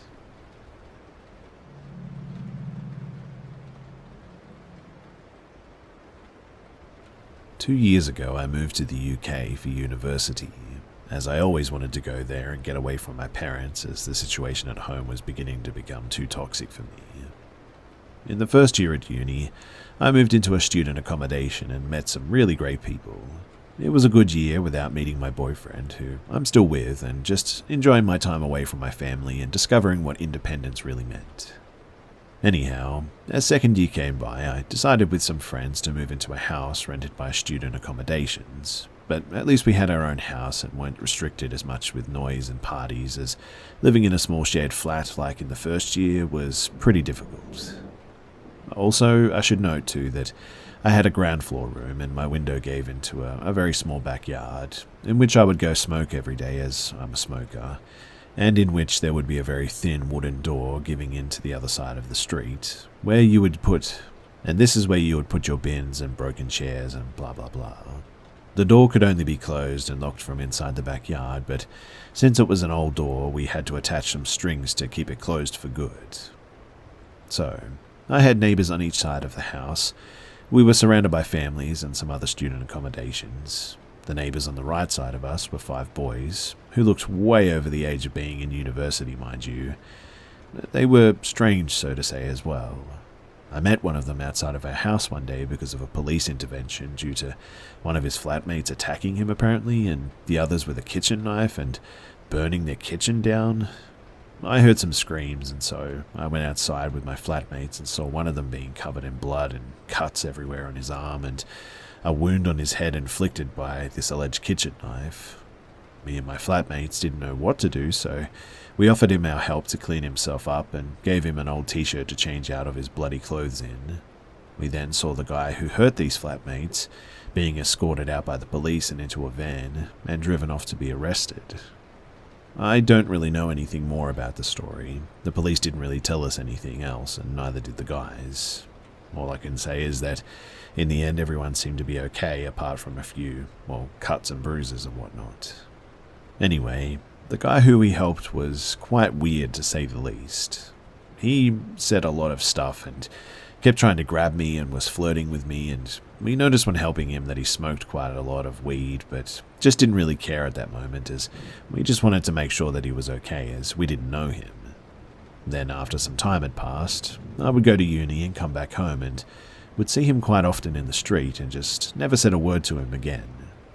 But one day he came up to me in the street while I went to the corner shop and started talking to me weirdly, and I didn't feel comfortable at all with that for some reason, so I just didn't really respond to him in the end. He then just said, "Oh, that's okay. I'll just wait in front of your house then and we can talk further." No need to say that I was creeped out a bit and just thought that he was joking, so I bought my drink at the shop and headed back to my street. And as I turned into the street where my house was, I saw him with his flatmate sitting on my doorstep and waiting for me.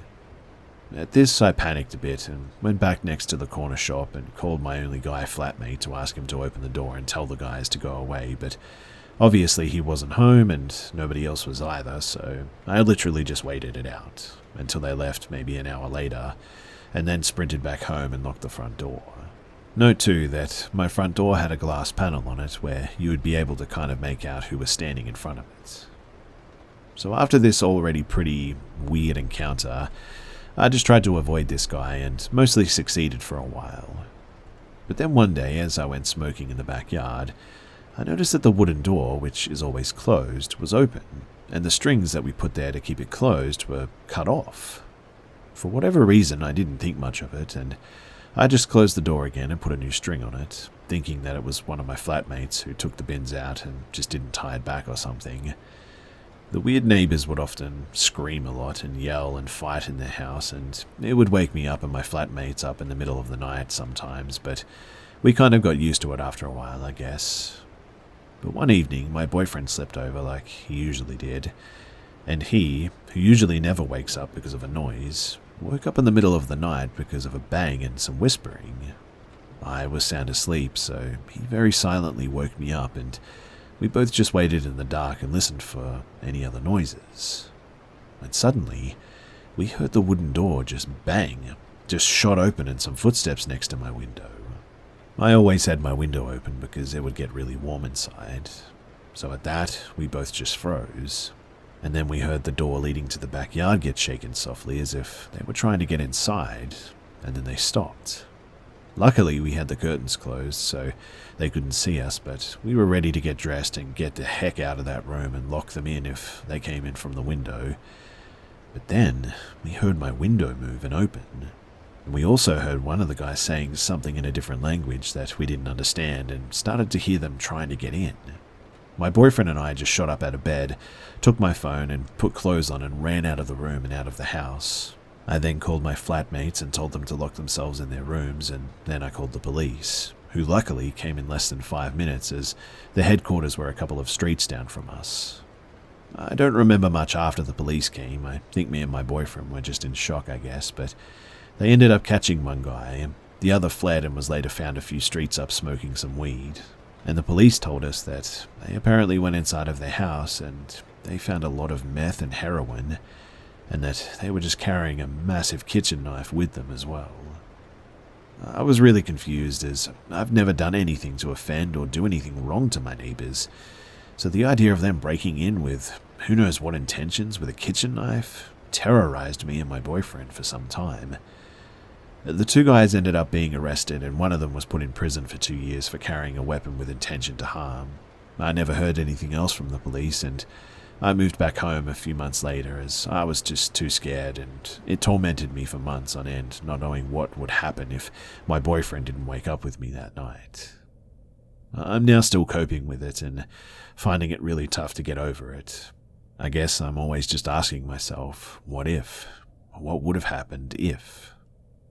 I now very often wake up because of the slightest noise, and I get horrible nightmares because of it.